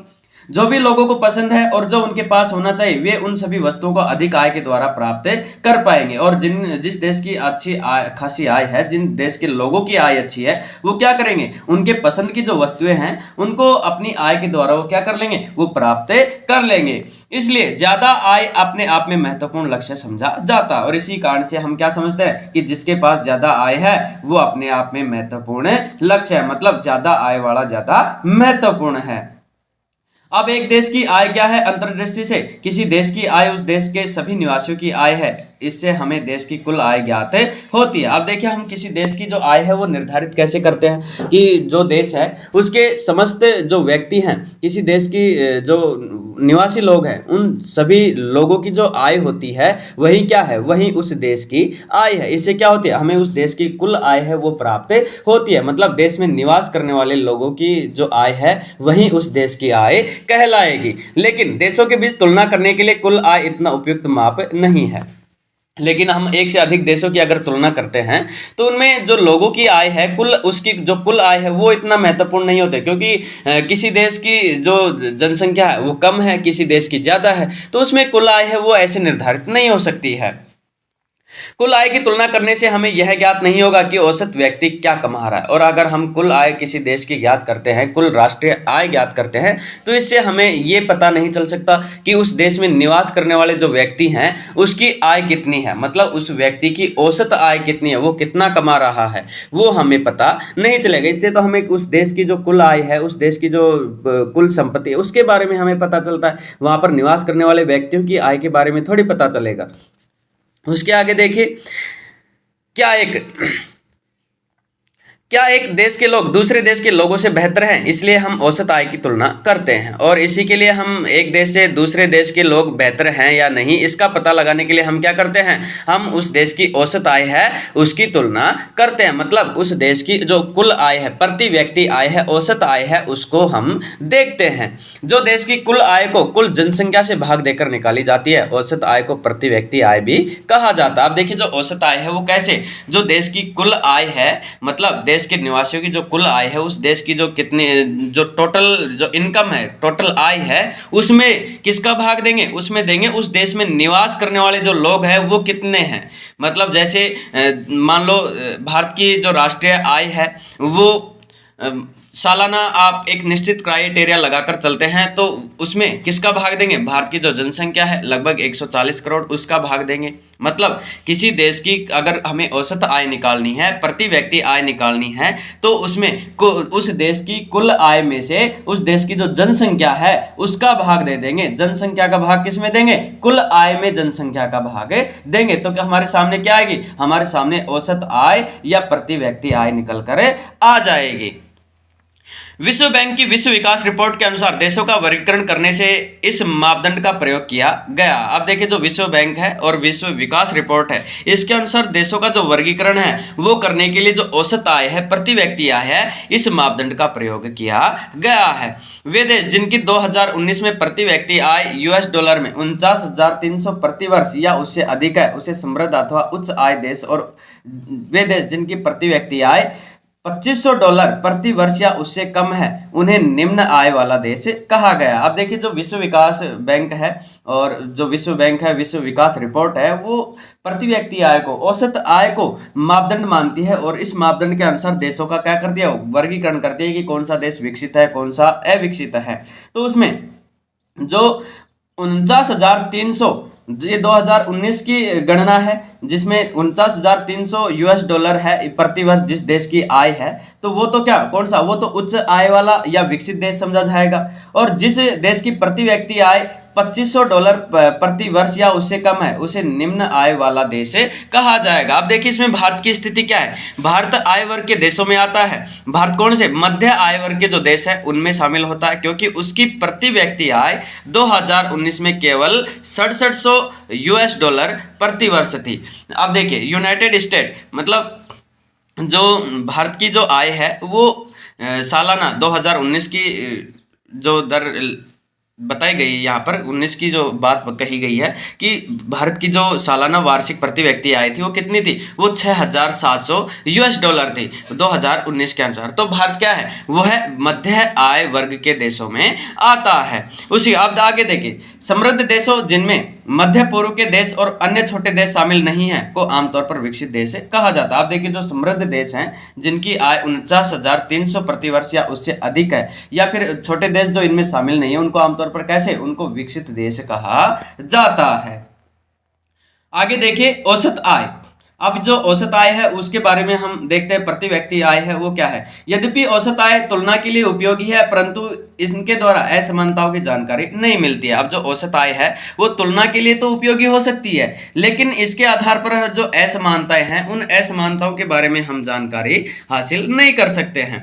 देखिए उदाहरण के लिए, अब जो औसत आय है मान लो उनको हम किसी देश का वर्गीकरण करते हैं, तो भिन्न भिन्न देश हैं उनके प्रति व्यक्ति आय है उसको तो निकाल सकते हैं कि इस देश के ये कितना समृद्ध देश है, इसमें व्यक्तियों की आय कितनी है, उसका तो हम उसकी तुलना तो कर सकते हैं। लेकिन उनके वहाँ के जो निवासी जो लोग हैं उनमें असमानताएं कितनी है, उन असमानताओं को हम वो जो जानकारी है वो हमें औसत आय से प्राप्त नहीं होती है।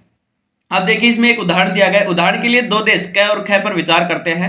सरलता के लिए हम मानते हैं कि प्रत्येक देश में 5 निवासी हैं। तालिका 1.2 में दिए गए आंकड़ों के अनुसार दोनों देशों की औसत आय निकाल। आप देखिए जो इसमें तालिका में दिया गया, एक देश क है और दूसरा देश ख है। इसमें जो नागरिकों की मासिक आय है वो रुपयों में दी गई, मतलब प्रति महीने की जो आय है वो रुपयों में दी गई है। देश क के पहला व्यक्ति है, दूसरा, तीसरा, चौथा और पांचवा, 5 व्यक्तियों का जो औसत है वो निकाला गया है।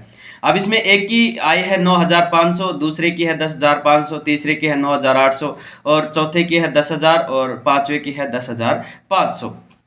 अब देखिए इस आय के आधार पर ये दिया गया है कि जो औसत आय है उसको निकाले। और दूसरा जो देश ख है इसकी दी गई है, पहला की है 500 रुपए प्रति महीने की आय है, दूसरे की 500, तीसरे की 500, चौथे की 500 और पांचवे की कितनी है 48,000। अब अगर इनको हम जोड़ते हैं तो देश क की जो औसत आय है वो कितनी आती है, वो भी 50,000 आती है, और देश ख की जो औसत आय वो भी कितनी आती है, वो भी 50,000 आती है। मतलब कुल आय दोनों की 50,000 है। अगर इनकी औसत आय प्रति व्यक्ति अगर आय हम निकालते हैं तो दोनों की कितनी आती है, दोनों की जो औसत आय है प्रति व्यक्ति आय है वो कितनी निकल कर आती है, वो आती है 10,000 रुपए। मतलब हमने दोनों में तुलना तो कर ली कि दोनों की प्रति व्यक्ति आय है वो 10,000 है, लेकिन अगर हम इनमें जो समानताएं हैं वो देखें तो देश ख के जो व्यक्ति हैं उनमें और देश क के जो व्यक्ति हैं उनमें आय का एक बड़ा अंतर देखने को मिलेगा। देश क के पहले नागरिक की आय कितनी है 9,500, लेकिन देश ख के कितनी है, केवल 500 रुपए है। मतलब औसत आय तो दोनों की 10,000 आ रही है देशों की, लेकिन अगर बात करें प्रति व्यक्ति के अंदर अगर अंतर निकालें तो एक बहुत बड़ा अंतर हमारे सामने आता है। तो औसत आय के द्वारा हम उस अंतर को नहीं देख सकते हैं। उस अंतर को कैसे देख सकते हैं, उस अंतर को हम अलग अलग उनकी जो आय है उनकी इनकम है उसके द्वारा ही जान सकते हैं। क्या आप इन दोनों देशों में रहकर समान रूप से सुखी होंगे? क्या दोनों देश बराबर विकसित हैं? शायद हम में से कुछ लोग देश ख में रहना पसंद करेंगे अगर हमें यह आश्वासन हो कि हम उस देश के 5वें नागरिक होंगे। अब देखिए, क्या आपको ये कहा जाए कि आप दोनों देशों में रहकर देखिए तो क्या आप दोनों देशों में समान रूप से रह सकते हैं? अर्थात नहीं रह सकते हैं। अगर आप पहले नंबर के नागरिक के रूप में रहेंगे तो आप किस में, आप देश क में रहना पसंद करेंगे। लेकिन कुछ लोग हैं वो शायद ख में रहना पसंद करेंगे। अगर उनको कौन सा नागरिक माना जाए, 5वें नंबर का जो नागरिक है वो माना जाए, उसकी आय कितनी हो 48,000 हो, तो आप देश ख में रहना पसंद करेंगे, मतलब उच्च आय में आप रहना पसंद करेंगे। अगर हमें यह आश्वासन हो कि हम उस देश के 5वें नागरिक होंगे, लेकिन अगर हमारी नागरिकता संख्या लॉटरी के द्वारा निश्चित होगी तो शायद हमें से ज़्यादातर लोग देश क में रहना पसंद करेंगे। और अगर ये निर्धारित कर दिया जाए कि आपकी जो नागरिकता है वो लॉटरी के माध्यम से पसंद की जाएगी, तो आप देश के किस देश में रहने के लिए पसंद जो फॉर्म है वो अप्लाई करेंगे, तो आप देश क में रहने का जो नागरिक है वो बनने की कोशिश करेंगे कि हम हमारी जो नागरिकता हो वो कौन से देश में हो, वो देश क में हो। क्योंकि लॉटरी के माध्यम से हो सकता है कि आपको देश ख में आपने भर दिया कि तो 5वें नंबर का जो नागरिक है वो उसकी नागरिकता मिले या ना मिले, मान लो पहले नंबर की मिल जाए तो आपकी मासिक आय केवल 500 रुपये रह जाएगी। लेकिन देश क में अगर आप लॉटरी के लिए अप्लाई करेंगे तो आपकी जो आय है वो कहीं ना कहीं अच्छी खासी आपको मिल जाएगी। तो आप ज़्यादातर लोग देश किस में रहना पसंद करोगे, देश क में ज़्यादा रहना पसंद करेंगे। ऐसा इसलिए है क्योंकि यद्यपि दोनों देशों की औसत आय एक समान है, देश क के लोग न तो बहुत अमीर हैं न बहुत गरीब हैं, जबकि देश ख के ज़्यादातर नागरिक क्या हैं, गरीब हैं। अब देखिए इसमें क्या है, इसमें अंतर है कि दोनों की औसत प्रति व्यक्ति आय दोनों देशों की 10,000 है, लेकिन इनमें अंतर देखिए, देश क के जो लोग हैं वो ना तो ज़्यादा अमीर हैं ना ही ज़्यादा गरीब हैं। लेकिन देश ख में अगर हम बात करते हैं तो इसमें क्या है, इसमें जो 4 लोग हैं वो तो बिल्कुल गरीबी के जीवन जी रहे हैं और एक व्यक्ति है वो बढ़िया आलीशान है, मतलब अच्छी खासी जिंदगी जी रहा है, वो अमीर है। मतलब अमीरी और गरीबी का जो अंतर है वो ज्यादा किस में देखने को मिल रहा है, वो देश ख में देखने को मिल रहा है। और एक व्यक्ति बहुत अमीर है, इसलिए यद्यपि औसत आय तुलना के लिए उपयोगी है, लेकिन इससे यह पता नहीं चलता कि यह आय लोगों के किस प्रकार वितरित है। अब देखिए औसत आय तो पूरे देश के व्यक्तियों की और एक पूरे देश की जो आय है उसमें जनसंख्या का भाग देकर के हम निकालते हैं, लेकिन हम ये थोड़ी पता लगा सकते हैं कि उस देश में जो आय है उसका वितरण कैसे किया गया है, कि लोगों की वास्तविक जो आय है, वास्तविक जो आय है वो कितनी है, इसका पता हम औसत आय या प्रति व्यक्ति आय से नहीं लगा सकते हैं। अब देखिए इसमें एक उदाहरण दिया गया है कि जो गरीब विहीन तथा अमीर विहीन व्यक्तियों का देश है, इसमें जो कुर्सियां हैं वो बनाते हैं और उनका उपयोग वो सभी आपस में मिल बांट कर करते हैं कि नहीं। और दूसरा है कि गरीब तथा अमीर व्यक्तियों का जो देश है, जिसमें जो गरीब व्यक्ति हैं वो तो कुर्सी बनाते हैं और उनको कौन पैसे और जिनके पास अधिक आय है वो उन कुर्सियों को लेकर चला जाता है। अब देखिए ये कुछ प्रश्न दिए गए हैं, इनको आप देख लेना है ना। फिर आगे है आय और अन्य मापदंड। देखिए आय और अन्य मापदंड हैं, अब इसके बारे में हम देखेंगे। तो लोगों को जो आय है जो इतनी महत्वपूर्ण है कि या फिर अन्य जो मापदंड है वो उसके साथ साथ, मतलब आय के साथ साथ लोग हैं वो अन्य लक्ष्यों को भी देखते हैं, अन्य जो वस्तुएं हैं उनको भी देखते हैं। तो चलिए अब हम पढ़ेंगे आय और अन्य मापदंड। जब हमने व्यक्तिगत आकांक्षाओं और लक्ष्यों को देखा तो पाया कि लोग केवल बेहतर आय के बारे में ही नहीं सोचते, बल्कि वे अपनी सुरक्षा, दूसरों से आदर और समानता का व्यवहार पाना, आज़ादी इत्यादि जैसे लक्ष्यों के बारे में भी सोचते हैं। तो देखिए हमने जो पीछे पढ़ा है कि लोगों की जो व्यक्तिगत आकांक्षाएं हैं, लक्ष्य हैं, उनको अगर हमने पीछे देखा है, हमने उनको पढ़ा है, तो उनके साथ साथ लोग हैं वो अधिक जो आय है उसके बारे में नहीं सोचते हैं कि हमारे पास अधिक आय हो, कि केवल आय हो, केवल पैसे के बारे में ही लोग नहीं सोचते हैं, बल्कि वो और क्या सोचते हैं, वो अन्य लक्ष्यों के बारे में भी सोचते हैं। अब कि अपनी हमारी सुरक्षा हो वो अच्छी तरीके से हो, दूसरों से हमें मान सम्मान मिले, दूसरों से जो बराबरी का दर्जा, समानता का व्यवहार है वो भी हमें मिले, आज़ादी मिले, हमें घूमने फिरने की आज़ादी मिले, हमें हमारे जो निर्णय हैं वो लेने की स्वतंत्रता मिले, इन लक्ष्यों के बारे में भी सोचते हैं। इसी प्रकार जब हम किसी देश या क्षेत्र के बारे में सोचते हैं तो हम औसत आय के अतिरिक्त अन्य महत्वपूर्ण लक्षणों के विषय में भी सोचते हैं। और हम हमारे जो किसी देश या क्षेत्र के बारे में जब भी हम सोचते हैं, जब भी इस प्रकार की जो विचार है वो हमारे जहन में आते हैं, तो हम क्या सोचते हैं, हम औसत आय के अतिरिक्त उस देश में हमें और कौन कौन सी सुख सुविधाएं मिल रही है और कौन कौन से जो महत्वपूर्ण लक्षण हैं, उसके जो विषय हैं, उन विषयों के, उन जो देश के विकास के और कौन से लक्ष्य हो सकते हैं, उन लक्ष्यों के बारे में भी हमें सोचते हैं।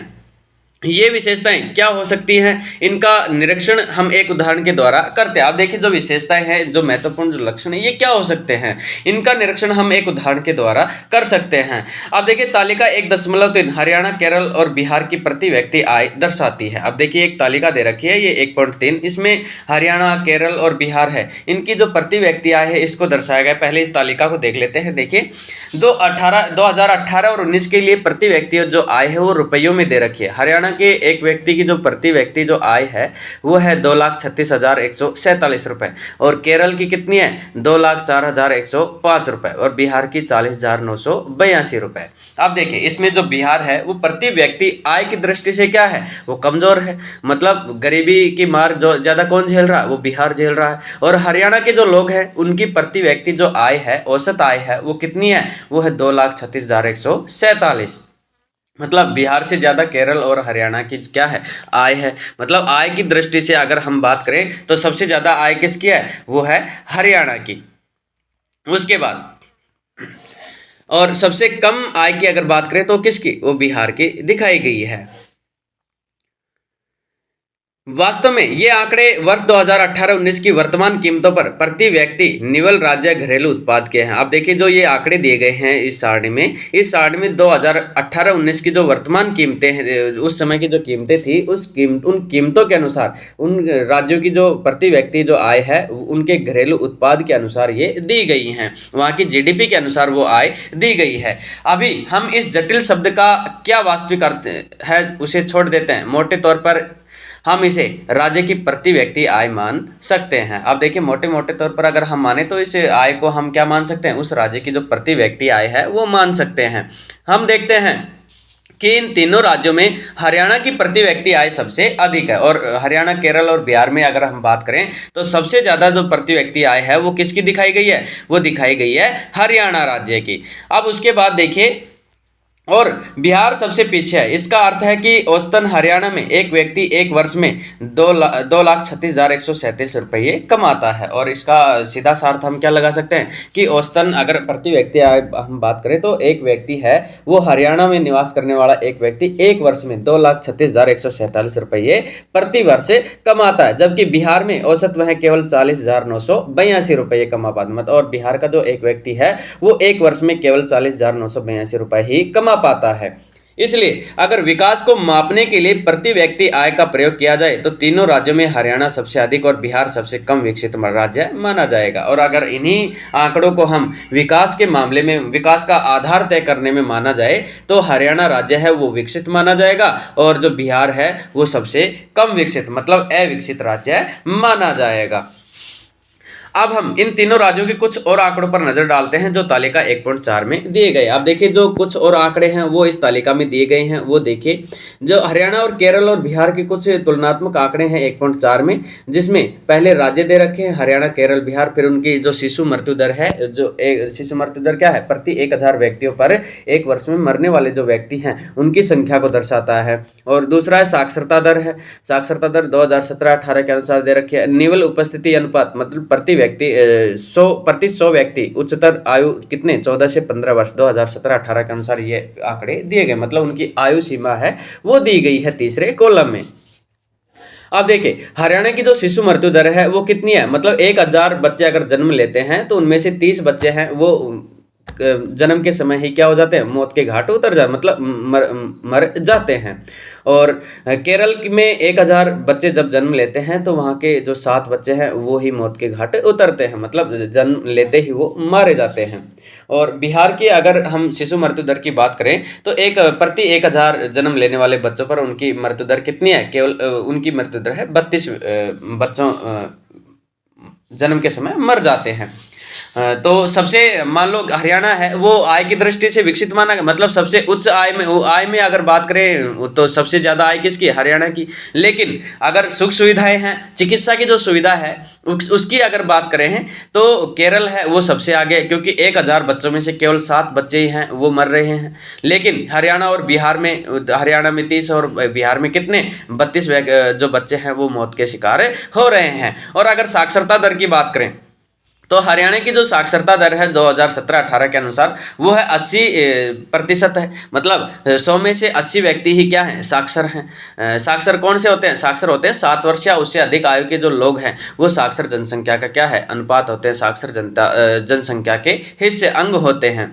तो हरियाणा में 80% साक्षरता दर है, केरल की 96% है, बिहार की 71% है। और अगर बात करें साक्षरता में भी तो विकसित कौन है, केरल है, क्योंकि वहाँ की साक्षरता दर कितनी है 96 है और हरियाणा की केवल 80 है।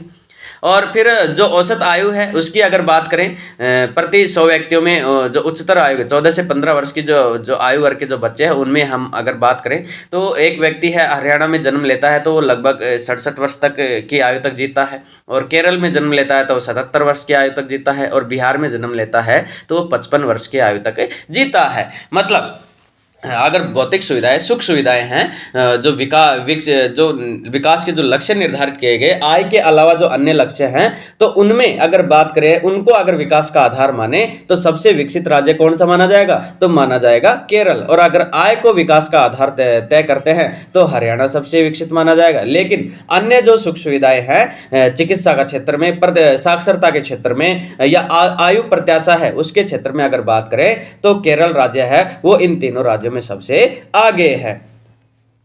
अब देखिए शिशु मृत्यु दर क्या होता है, किसी वर्ष में पैदा हुए 1000 जीवित बच्चों में से 1 वर्ष की आयु से पहले मर जाने वाले बच्चों का अनुपात दिखाती है। अब जो शिशु मृत्यु दर है 1 वर्ष में मान लो 1000 बच्चों ने जन्म लिया, अब 1 वर्ष की आयु के होने से पहले ही उनमें से कितने बच्चे मर जाते हैं वो उसकी क्या होती है, वो शिशु मृत्यु दर कहलाती है। अब साक्षरता दर है वो क्या है, 7 वर्ष या उससे अधिक आयु के लोग क्या कहलाए, वो साक्षर जनसंख्या का आधार माने जाएंगे। निविल उपस्थिति अनुपात 14 तथा 15 वर्ष की आयु के स्कूल जाने वाले कुल बच्चों का उस आयु वर्ग के कुल बच्चों के 7%। अब देखिए जो 14 और 15 वर्ष की जो आयु के जो स्कूल जाने वाले जो बच्चे हैं निवल उपस्थिति अनुपात है उनमें जो बच्चे स्कूल जाते हैं उन बच्चों में उस आयु वर्ग के कुल बच्चों के साथ कितनी उपस्थिति वहां पर रही है वो निविल उपस्थिति अनुपात कहलाता है। आगे देखिए आर्थिक विकास की समझ। यह तालिका क्या दर्शाती है, तालिका का पहला स्तंभ दिखाता है कि केरल में 1000 जीवित बच्चे पैदा हुए बच्चों में से 7 बच्चे 1 वर्ष की आयु तक पहुंचने से पहले मर जाते हैं। अब देखिए इस तालिका में जो शिशु मृत्यु दर है वो दर्शाई गई है कि केरल में 1000 जो जीवित बच्चे हैं वो पैदा होते हैं, और लेकिन 1 वर्ष की आयु उनकी जो आयु है वो 1 वर्ष की होने से पहले उनमें से 7 बच्चे हैं वो मर जाते हैं। लेकिन हरियाणा में यह अनुपात कितना था, 30 था। हरियाणा के जो 1000 बच्चे जन्म लेते हैं तो 1 वर्ष के होने से पहले वो लगभग 30 बच्चे हैं वो वहां पर मारे जाते हैं। तो जो केरल की तुलना में लगभग कितना 3 गुना ज्यादा है। मतलब केरल में जो 7 बच्चे 1 वर्ष की आयु से पहले मर रहे थे, हरियाणा में 30 बच्चे मर रहे थे। मतलब चिकित्सा की सुविधा कम कहाँ है, हरियाणा में है। तो ये क्या है, यह है अगर हम केरल और हरियाणा की बात करें तो केरल की तुलना में हरियाणा का जो शिशु मृत्यु दर है वो कितना है, 3 गुना ज्यादा है, 3 गुना से भी लगभग ज्यादा है। दूसरी ओर हरियाणा की प्रति व्यक्ति आय केरल से ज्यादा है, जैसा तालिका 1.3 में दिखाया गया। अगर दूसरी बात करें दूसरी ओर, पहले तो आय तो हरियाणा की ज्यादा दिखाई गई थी, लेकिन शिशु मृत्यु दर है वो अच्छा किसका है, वो है केरल का, मतलब सबसे कम है। जरा सोचिए कि अपने माता पिता के लिए आप कितने प्यारे हैं, या यह सोचिए कि सब लोग कितना प्रसन्न होते हैं जब कोई बच्चा जन्म लेता है। अब ऐसे माता पिताओं के बारे में सोचिए जिनके बच्चे अपने पहले जन्मदिन से पहले ही मर जाते हैं। अब देखिए आप कोई बच्चा है वो जन्म लेता है तो जन्म के समय पूरे परिवार में हर्षोल्लास का जो माहौल है वो बन जाता है, उसके माता पिता हैं वो कितने खुश होते हैं। लेकिन ये भी सोचिए कि कोई व्यक्ति है, कोई बच्चा है, वो अपना पहला जन्मदिन है वो आने से पहले ही मारा जाता है, तो उसके माता पिता के पर क्या बीतती होगी, उसके परिवार वालों पर क्या बीतती होगी, कितना दुख उनको झेलना पड़ता होगा, कितना दुख महसूस होता होगा। दूसरा यह देखिए कि आंकड़े किस वर्ष के हैं, वर्ष 2018-19 के हैं, तो हम बहुत पुराने समय की बात नहीं कर रहे हैं। यह हमारी स्वतंत्रता के 70 वर्ष बाद की बात है, जब हमारे देश के बड़े शहर ऊंची ऊंची इमारतों और खरीदारी के लिए शॉपिंग मॉल से भरे हुए हैं। अगर हम बात करें तो इन आंकड़ों की, तो ये ज़्यादा दिनों की बात नहीं है, केवल हमारे देश को लगभग 70-75 साल की बात हुई है। इतने ही वर्ष बाद की हम बात कर रहे हैं जब हमारे देश में जो ऊंची ऊंची इमारतें हैं और ख़रीदार हैं, मतलब शॉपिंग जो मॉल हैं जहाँ पर हम शॉपिंग करने जाते हैं, वो मॉल व्यक्तियों से भरे पड़े हैं। उस दौर की हम बात कर रहे हैं। समस्या शिशु मृत्यु दर पर समाप्त नहीं हो जाती, तालिका 1.4 का अंतिम। अब जो ये समस्या है ये केवल शिशु मृत्यु दर है, इसी पर समाप्त नहीं हो जाती है, बल्कि अगर हम इन आंकड़ों की बात करते हैं तो ये केवल शिशु मृत्यु दर यहाँ तक आकर ही जो समस्या है ये समाप्त नहीं होती है। इसके अलावा और भी समस्याएं हैं। देखिए समस्या शिशु मृत्यु दर पर ही समाप्त नहीं हो जाती। तालिका 1.4 का अंतिम स्तंभ दिखाता है कि बिहार के लगभग आधे बच्चे कक्षा 8वीं के बाद स्कूल नहीं जा रहे हैं। अर्थात यदि आप बिहार के किसी स्कूल में पढ़ते होते तो आपकी प्रारंभिक कक्षा के लगभग आधे से अधिक बच्चे गायब हो जाते। अगर आप निवल उपस्थिति की बात करते हैं तो बिहार के अंदर अगर हम जाते हैं तो कक्षा 8वीं के आधे से जो ज़्यादा बच्चे हैं वो स्कूल में नहीं जाते हैं, या फिर कोई जाते हैं तो वो आधे रास्ते में आधे से अधिक बच्चे हैं वो गायब हो जाते हैं। मतलब प्रारंभिक कक्षा के लगभग आधे बच्चे हैं वो इस कक्षा से गायब हो जाते हैं। जिन बच्चों को स्कूल में होना चाहिए था वे वहां नहीं होते। अगर ये आपके साथ होता तो आप भी यह सब न पढ़ पाते जो पढ़ रहे हैं। अगर मान लो यही बात अगर आपके साथ होती, मतलब जैसी जो संगत होती है उसी का असर तो पड़ता ही है। मान लो कि आपका पड़ोसी है वो अगर नहीं पढ़ रहा है, मान लो, तो आप क्या कहोगे कि अरे वो ही नहीं पढ़ रहा है तो मैं क्यों पढ़ूं। तो ये क्या है, ये देखा देखी भी होती है। अब बिहार के जो बच्चे, आधे से ज्यादा बच्चे वो कक्षा से गायब रहते हैं, और जो बच्चे गायब रहते हैं वो भी प्रारंभिक आधे से बच्चे वो गायब हो जाते हैं और वो पढ़ने में इतनी रुचि नहीं लेते। अगर ये बच्चे स्कूल के बच्चे हैं, मतलब जिन बच्चों को पढ़ाई के समय स्कूल में होना चाहिए वो बच्चे वहां नहीं होते। क्यों नहीं होते? क्योंकि वहां पर गरीबी, भूखमरी, और वो कहां पर चले जाते हैं, वो काम करने के लिए चले जाते हैं। अगर ये आपके साथ होता तो आप भी यह सब नहीं पढ़ पाते। अगर मान लो उन बच्चों की जगह अगर आप होते और आपके साथ यह सब बातें होती तो आप भी पढ़ाई में इतनी रुचि ना रख पाते। हो सकता है कि आप भी ना पढ़ पाते, आप भी स्कूल से गायब हो जाते। अब देखिए, जो सार्वजनिक सुविधाएं हैं ये भी महत्वपूर्ण होते हैं। किसी देश के, किसी राष्ट्र के विकास के लिए जो सार्वजनिक सुविधाएं हैं ये भी सबसे ज्यादा महत्वपूर्ण होती हैं। तो देखिए इनकी महत्वता है, इनकी उपयोगिता क्या है वो देखिए। ऐसा क्यों है कि हरियाणा में औसत व्यक्ति की आय केरल के औसत व्यक्ति की आय से अधिक है, लेकिन इन महत्वपूर्ण में यह वह केरल से पीछे है। अब देखिए कि हरियाणा की औसत व्यक्ति आय है वो केरल से तो अधिक है, लेकिन जो महत्वपूर्ण क्षेत्र हैं उनमें हरियाणा केरल से पीछे। अब वो महत्वपूर्ण क्षेत्र कौन कौन से वो देखिए। इसका कारण यह है कि यह आवश्यक नहीं है कि जेब में रखा रुपया वे सब वस्तुएं और सेवाएं खरीद सके जिनकी आपको एक बेहतर जीवन के लिए आवश्यकता हो सकती है। अब देखिए, हम आय है हमारे पास अच्छी खासी है, पैसे अच्छे खासे हैं, लेकिन हम पैसे के दम पर वो सभी वस्तुएं और सेवाएं नहीं खरीद सकते हैं जिनको हमारे जीवन को बेहतर बनाने में, हमारे जीवन को खुशनुमा बनाने में हमारे लिए क्या है, आवश्यक है। हम वो सभी सब कुछ चीजें हैं वो पैसे से नहीं खरीद सकते। अरे आप मान लो अपने मित्र को क्या पैसे से खरीद सकते हो? अरे मित्र है वो आपकी कुछ सहायता करता है, उसकी जो भावनाएं आपके लिए होती हैं, मित्रता की जो भावनाएं होती हैं वो क्या आप खरीद सकते हैं? अपने माता पिता का जो प्यार है वो क्या आप पैसे से खरीद सकते हैं? अर्थात नहीं खरीद सकते हैं। तो सब कुछ पैसे पर आधारित, सब कुछ आय पर आधारित नहीं होता है। नागरिक कितनी भौतिक वस्तुएं और सेवाएं प्रयोग कर सकते हैं, इसके लिए आय अपने आप में संपूर्ण रूप से पर्याप्त सूचक नहीं है। अब देखिए, जो नागरिक है, कोई व्यक्ति है, वो भौतिक वस्तुओं और सेवाओं का प्रयोग कितना कर सकते हैं, इसके लिए जो अपने आप में जो आय है वो संपूर्ण रूप से पर्याप्त सूचक के रूप में, पर्याप्त मापन के रूप में नहीं है। उदाहरण के लिए, सामान्यतः आपका द्रव्य आपके लिए प्रदूषण मुक्त वातावरण नहीं खरीद सकता या बिना मिलावट की दवाएं आपको नहीं दिला सकता। जब तक आप ऐसे समुदाय में ही जाकर नहीं रहने लग जाते जहां ये सुविधाएं पहले से उपलब्ध हैं। द्रव्य आपको संक्रामक बीमारियों से नहीं बचा सकता जब तक आपका पूरा समुदाय इससे बचाव के लिए कदम नहीं उठाता है। अब देखिए, द्रव्य यहाँ पर पैसे को कहा गया है, मतलब रुपये, मुद्रा को कहा गया है। मान लिया आपके पास पैसे अच्छे खासे हैं, लेकिन क्या पैसे से आप प्रदूषण मुक्त वातावरण खरीद सकते हैं? अर्थात नहीं खरीद सकते। मतलब पैसे से हम स्वच्छ वातावरण है उसको नहीं खरीद सकते। जहां पर पहले से स्वच्छ वातावरण है तो हम वहां पर जाकर रहेंगे, तभी हमें उस वातावरण की जो सुविधाएं हैं वो मिल सकती हैं। क्या बिना मिलावट की जो दवाएं हैं वो आप खरीद सकते हैं? पैसे नहीं खरीद सकते हैं।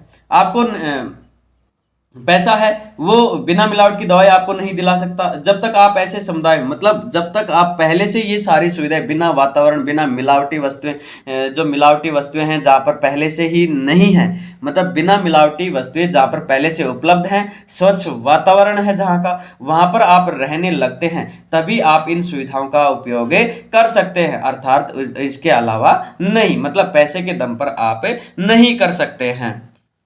द्रव्य आपको संक्रामक बीमारियों से नहीं बचा सकता, और जो पैसा है वो आपको जो आपके जो बीमारियां हैं, संक्रामक होने वाली जो बीमारियां हैं, जो वायरसों से होने वाली जो बीमारियां हैं, उनसे आपको नहीं बचा सकता है। मान लो आप उनका इलाज बेहतर से बेहतर तरीके से करवा सकते हैं, लेकिन अगर आप ऐसे माहौल में, ऐसे वातावरण में रह रहे हैं तो आप उन बीमारियों से छुटकारा आसानी से नहीं पा सकते हैं। पैसे के दम पर आप वातावरण को ठीक नहीं कर सकते हैं। जब तक आपका पूरा समुदाय इनसे बचाव के लिए कदम नहीं उठाता, मतलब कोई एक व्यक्ति है वो पहाड़ नहीं फोड़ सकता है, पूरा समुदाय एक साथ उठ करके अगर ये कदम उठाता है तो ही हम इनसे लड़ सकते हैं और इनसे निपट सकते हैं। उसके बाद देखें, वास्तव में जीवन में बहुत सी महत्वपूर्ण चीज़ों के लिए सबसे अच्छा और सस्ता तरीका इन वस्तुओं और सेवाओं को सामूहिक रूप से उपलब्ध कराना है। जरा सोचिए, किसी स्थानीय इलाके के लिए सामूहिक सुरक्षा प्रदान करना अधिक सस्ता है। अब देखिए, कोई स्थानीय इलाका है, उसके लिए कोई सामूहिक सार्वजनिक चीज़ें हैं वो प्रदान करते हैं, तो वो क्या है, वो अधिक सस्ती पड़ती है। अथवा हर घर के लिए अलग अलग सुरक्षा गार्ड रखना। आप क्या करते हैं, अगर आपके गाँव या इलाके में आपके अतिरिक्त कोई और पढ़ने में रुचि नहीं रखता, क्या तुम पढ़ पाओगे? अर्थात नहीं। मान लो आपके गांव में, आपके पड़ोस में कोई व्यक्ति है, ऐसा माहौल है कि वो व्यक्ति, कोई बच्चे हैं वो पढ़ने की रुचि नहीं रख सकते, वो सुबह उठते हैं, अपना खाना पीना खा करके और कमाने चले जाते हैं, उनकी रोज़ाना की ज़िंदगी ऐसी निकल जाती है। क्या आप ऐसे माहौल में अपने आप को ढाल सकते हैं? क्या आप पढ़ पाओगे? उनको देख करके आप ये सोचोगे, अरे ये नहीं पढ़ रहा है तो हम क्या पढ़ेंगे, ये नौकरी नहीं लगा तो हम क्या लग जाएंगे। तो अगर आपके आसपास, और दूसरा, अगर आपके आसपास ये हो कि अच्छी अच्छी नौकरी वाले लोग हैं वो बस रहे हैं, अच्छे पढ़ने वाले होशियार बच्चे हैं वो लगे हुए हैं, और आप उनके नंबरों को देख करके, उनकी पढ़ाई को देख करके आप क्या होते हो, मोटिवेट होते हो कि अरे नहीं, वो पढ़ रहा है और मैं भी जा करके पढ़ूँ। तो क्या है, ये एक तरह से जो जैसा माहौल आपको मिल रहा है उस माहौल में आप अपने आप को ढाल सकते हो। अगर आपके गांव या इलाके में आपके अतिरिक्त कोई और पढ़ने में रुचि नहीं रखता, तो क्या तुम पढ़ पाओगे? शायद तब तक नहीं जब तक तुम्हारे माता पिता तुम्हें कहीं और निजी स्कूल में पढ़ने भेजने की क्षमता न रखते हो। और अगर आपके पास में पढ़ने वाले बच्चे नहीं हैं तो आप तब तक नहीं पढ़ पाओगे जब तक आपके माता पिता है वो आपको कहीं अच्छी जगह, ऐसे स्कूल में ना डाल दें जहाँ पर पढ़ने वाले बच्चों का माहौल आपको मिल सके, या फिर आपको घर से दूर कहीं पढ़ने के लिए भेज दे, तब तक आप शायद नहीं पढ़ पाओगे। लोग ये मानते हैं कि सरकार को स्कूल खोलने चाहिए और अन्य प्रकार की सुविधाएं उपलब्ध करानी चाहिए जिससे सभी बच्चों को पढ़ने का अवसर मिले। अभी भी बहुत से क्षेत्रों में बच्चे, मुख्य रूप से लड़कियां, उच्च विद्यालय शिक्षा नहीं ले पाती हैं क्योंकि सरकार समाज ने इनके लिए पर्याप्त सुविधाएं उपलब्ध नहीं कराई हैं। अब देखिए, लोग क्या चाहते हैं, जो कामगार लोग हैं, काम करने वाले जो लोग हैं, वो चाहते हैं कि मेरे बच्चे को अच्छी शिक्षा मिले, अच्छी सुख सुविधाएं मिले। इसके लिए वो चाहता है कि सरकार से, कि सरकार है वो हमारे क्षेत्र में अच्छी स्कूल खोले, अच्छे टीचर है वो उसमें नियुक्त करे, ताकि हमारे बच्चे हैं इनको भी अच्छी शिक्षा मिल सके। और इन्हीं सार्वजनिक क्षेत्रों के अभाव के कारण, इन्हीं सार्वजनिक स्कूलों के कारण, इन्हीं सुख सुविधाओं के कारण, अभाव के कारण आज भी जो समाज में लड़कियों की स्थिति है वो क्या है, वो दयनीय है। मतलब लड़कियां हैं वो मान लो प्राथमिक कक्षाओं तक तो पढ़ लेती है, लेकिन उच्च कक्षाओं में पढ़ने के लिए वो नहीं जा पाते, उच्च विद्यालय जो शिक्षा है वो नहीं ले पाते हैं, क्योंकि सरकार और समाज ने इसके लिए पर्याप्त सुविधाएं हैं वो हमारे जो स्थानीय इलाके हैं वहाँ पर नहीं करवाई हैं। आगे देखिए, केरल में शिशु मृत्यु दर कम है क्योंकि यहाँ स्वास्थ्य और शिक्षा की मौलिक सुविधाएं प्राप्त है, तो उपलब्ध है कि कुछ प्रकार के राज्य सार्वजनिक वितरण प्रणाली ठीक प्रकार कार्य करती है। ऐसे राज्यों में लोगों और के स्वास्थ्य और पोषण स्तर निश्चित रूप से बेहतर होने की संभावना। अब देखिए, ये अनुमान लगाया गया कि जो केरल है, केरल का जो शिशु मृत्यु दर है वो कितना, वो बहुत कम है, क्योंकि वहाँ पर किसकी सुविधा है, वहाँ स्वास्थ्य की, शिक्षा की जो मौलिक सुविधाएं हैं वो पर्याप्त मात्रा में उपलब्ध हैं। वहाँ पर चिकित्सा सुविधाएं अच्छी खासी हैं, मौलिक जो स्वास्थ्य की सुविधाएं हैं वो अच्छी खासी उपलब्ध हैं। इसी कारण से वहाँ का क्या है, वो शिशु मृत्यु दर कम हो गया। मतलब लोगों को तुरंत कोई भी छोटी मोटी जो बीमारी है वो होती है, उनको चिकित्सा सुविधाएं अच्छी उपलब्ध हो जाती हैं। इसी कारण से वहाँ का शिशु मृत्यु दर क्या हो गया, वो कम हो गया है। इसी प्रकार कुछ राज्यों में सार्वजनिक जो वितरण प्रणाली है, जो सार्वजनिक क्षेत्र है वो ठीक प्रकार से क्या करते हैं, कार्य करते हैं। मतलब सरकार ने वहाँ पर अच्छी सुख सुविधाएं हासिल करवाई हैं, अच्छी सुख सुविधाएं वो उपयोग के लिए बनाई हैं। ऐसे राज्यों के लोगों के स्वास्थ्य और पोषण स्तर निश्चित रूप से क्या हो, बेहतर होने की संभावना होती है। मान लो किसी व्यक्ति के, किसी राज्य की आय तो अधिक है लेकिन वहाँ पर जो भौतिक सुविधाएं हैं वो अच्छी खासी नहीं है, तो वहाँ पर क्या होगा, आय की दृष्टि से तो वो उच्च है लेकिन अन्य सुख सुविधाओं की दृष्टि से वो क्या हो जाते हैं, वो निम्न हो जाते हैं। अब देखिए, जो कुछ प्रश्न दे रखे हैं ये इन्हीं पर आधारित है, जो समझा चुके हैं हम, इन पर आप एक बार खुद भी गौर कर सकते हो। आगे देखिए, एक कार्यकलाप दे रखा है जिसमें तालिका 1.5 दे रखी है और इनमें कुछ अनुच्छेद दे रखे हैं। इनमें फिर जो ये अनुच्छेद दे करके रिक्त स्थान भरना है। इसके लिए आपको जो कुछ आधार है उस आधार पर गणना करनी पड़ेगी। अब देखिए उत्तर प्रदेश का जो उत्तर प्रदेश राज्य है उसके बारे में जो शैक्षिक उपलब्धि श्रेणी है उसकी वहाँ की शिक्षा है, वहाँ पर शिक्षा के क्षेत्र में क्या क्या उपलब्धियाँ हासिल की गई है उनको दर्शाया गया है। ग्रामीण जनसंख्या की जो साक्षरता दर है उत्तर प्रदेश की वो पुरुषों की 76% है और महिलाओं की कितनी है 54% है। मतलब पुरुष साक्षरता दर में महिलाओं से वहाँ पर आगे हैं। और अगर 10 से 14 वर्ष के ग्रामीण जो बच्चे हैं उनकी साक्षरता दर की बात करें तो उत्तर प्रदेश में पुरुषों में 90% और महिलाओं में 87% है। और अगर 10 से 14 वर्ष की आयु के स्कूल जाने वाले जो ग्रामीण बच्चे हैं उनकी प्रतिशत की अगर हम बात करें तो 85% जो ग्रामीण बच्चे हैं वो स्कूल में जाते हैं, और मतलब पुरुष है वो स्कूल जाते हैं और महिलाएं हैं वो 82% स्कूल में जाती हैं। तो ये उत्तर प्रदेश की जो ग्रामीण जनसंख्या है उनकी शिक्षा के बारे में दिखाया गया है। अब ये खालिस्तान आप खुद अपने स्तर पर भर सकते हो। आगे देखिए कार्यकलाप, इसमें जो बीएमआई रिपोर्ट दे रखी है, एक तो कार्यकलाप 3 में जो वैज्ञानिक शरीर द्रव्यमान सूचकांक है बीएमआई, तो इसमें बायोलॉजिकल मापन इंडेक्स है इस वैज्ञानिक जो शरीर द्रव्यमान सूचकांक है इसके बारे में यहाँ पर दिया गया है। तो ये आपको बीएमआई है ये पढ़नी, क्योंकि इसमें ये है कि किस बच्चे का पोषण है वो अच्छी तरीके से हो रहा है, किसका अच्छी तरीके से नहीं हो रहा है, और जो पोषण है उसके आधार पर न्यूनतम और अतिरिक्त पोषण की आवश्यकता किस बच्चे को, न्यूनतम पोषण की आवश्यकता किस बच्चे को, ये सभी इसमें दिए गए हैं। इससे पहले हमें मानव विकास रिपोर्ट है वो देखना है। देखिए एक बार यह बात समझ में आ जाए कि यद्यपि आय का स्तर महत्वपूर्ण है पर यह विकास के स्तर को मापने का अपर्याप्त मापदंड है, तो हम अन्य मापदंडों के बारे में सोचने लगेंगे। ऐसे मापदंडों की सूची लंबी हो सकती है लेकिन वह इतनी उपयोगी नहीं रहेगी। हमें अधिक महत्वपूर्ण चीजों को की कम संख्या में आवश्यकता है। स्वास्थ्य और शिक्षा के सूचक जैसे हमने केरल और हरियाणा की तुलना करके प्रयोग किए ऐसे ही सूचकों में है। पिछले लगभग एक दशक में स्वास्थ्य और शिक्षा सूचकों का आय के साथ व्यापक स्तर पर विकास के माप के लिए प्रयोग किया जाने लगा। अगर हम पिछले दशकों की अगर बात करें तो इसमें लगभग एक दशक की अगर हम बात करें, 10 वर्षों के पिछले 10 वर्षों की अगर बात करें तो जो तुलना राज्यों की जो तुलना है उनको करने में जो शिक्षा है, स्वास्थ्य है, इन सूचकों को व्यापक स्तर पर विकास के माप में इनको शामिल किया जाने लगा है।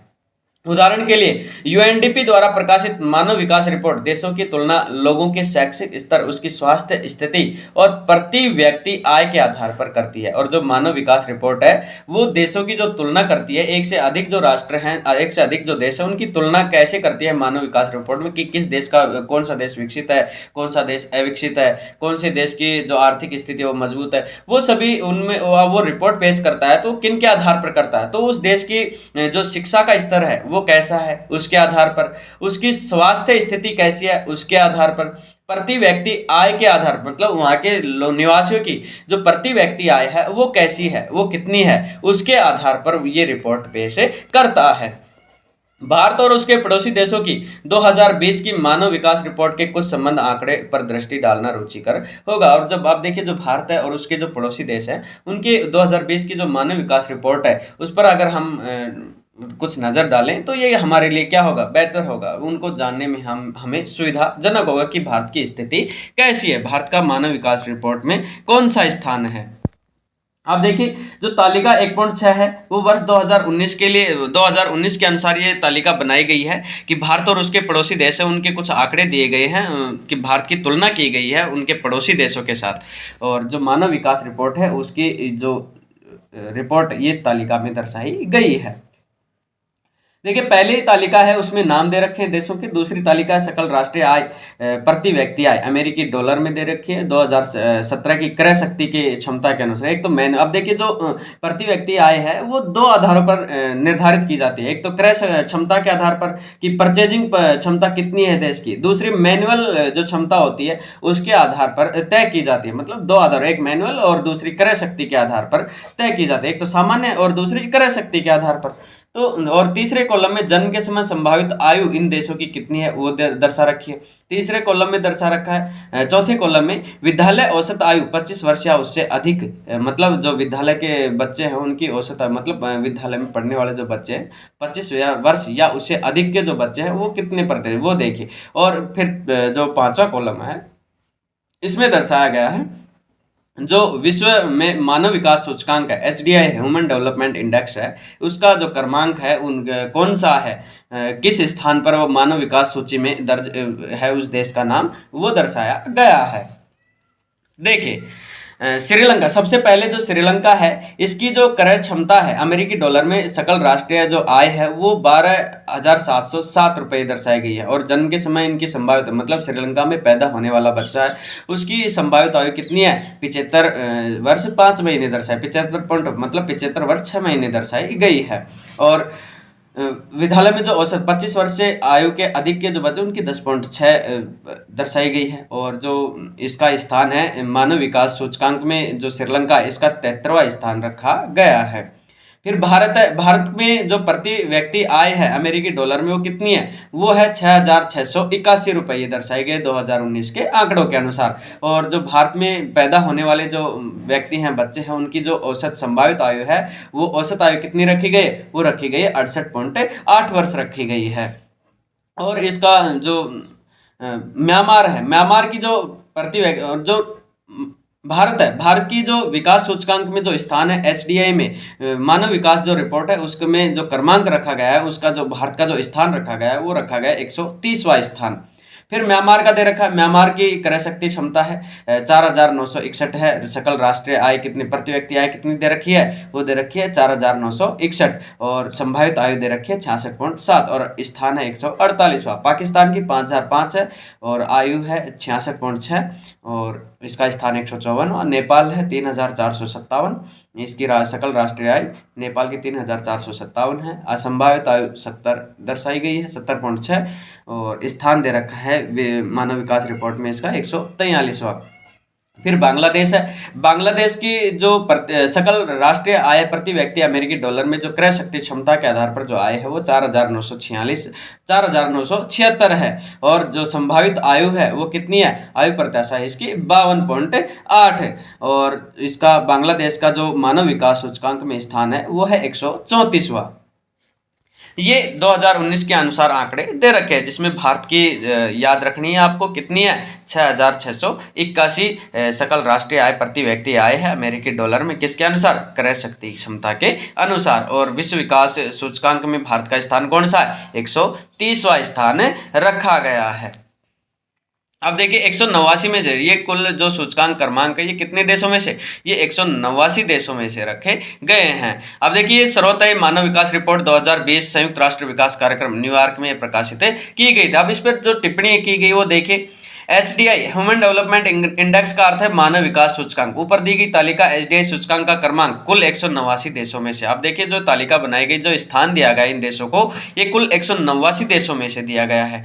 अब जन्म के समय संभावित आयु, जैसा कि नाम से स्पष्ट है कि व्यक्ति की जन्म से समय औसत आयु की संभावना दर्शाती है कि जिस देश में वो जन्म लेता है तो वो कितने वर्ष तक जिएगा, कितने वर्ष तक उसकी आयु होगी, मतलब औसत आयु यहाँ दिखाई गई है।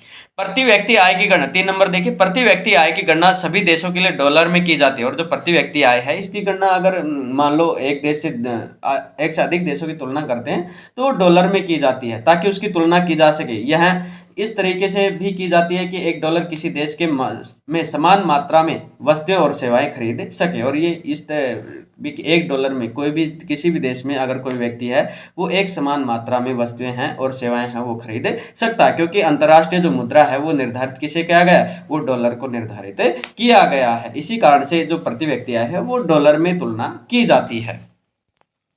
आगे देखें,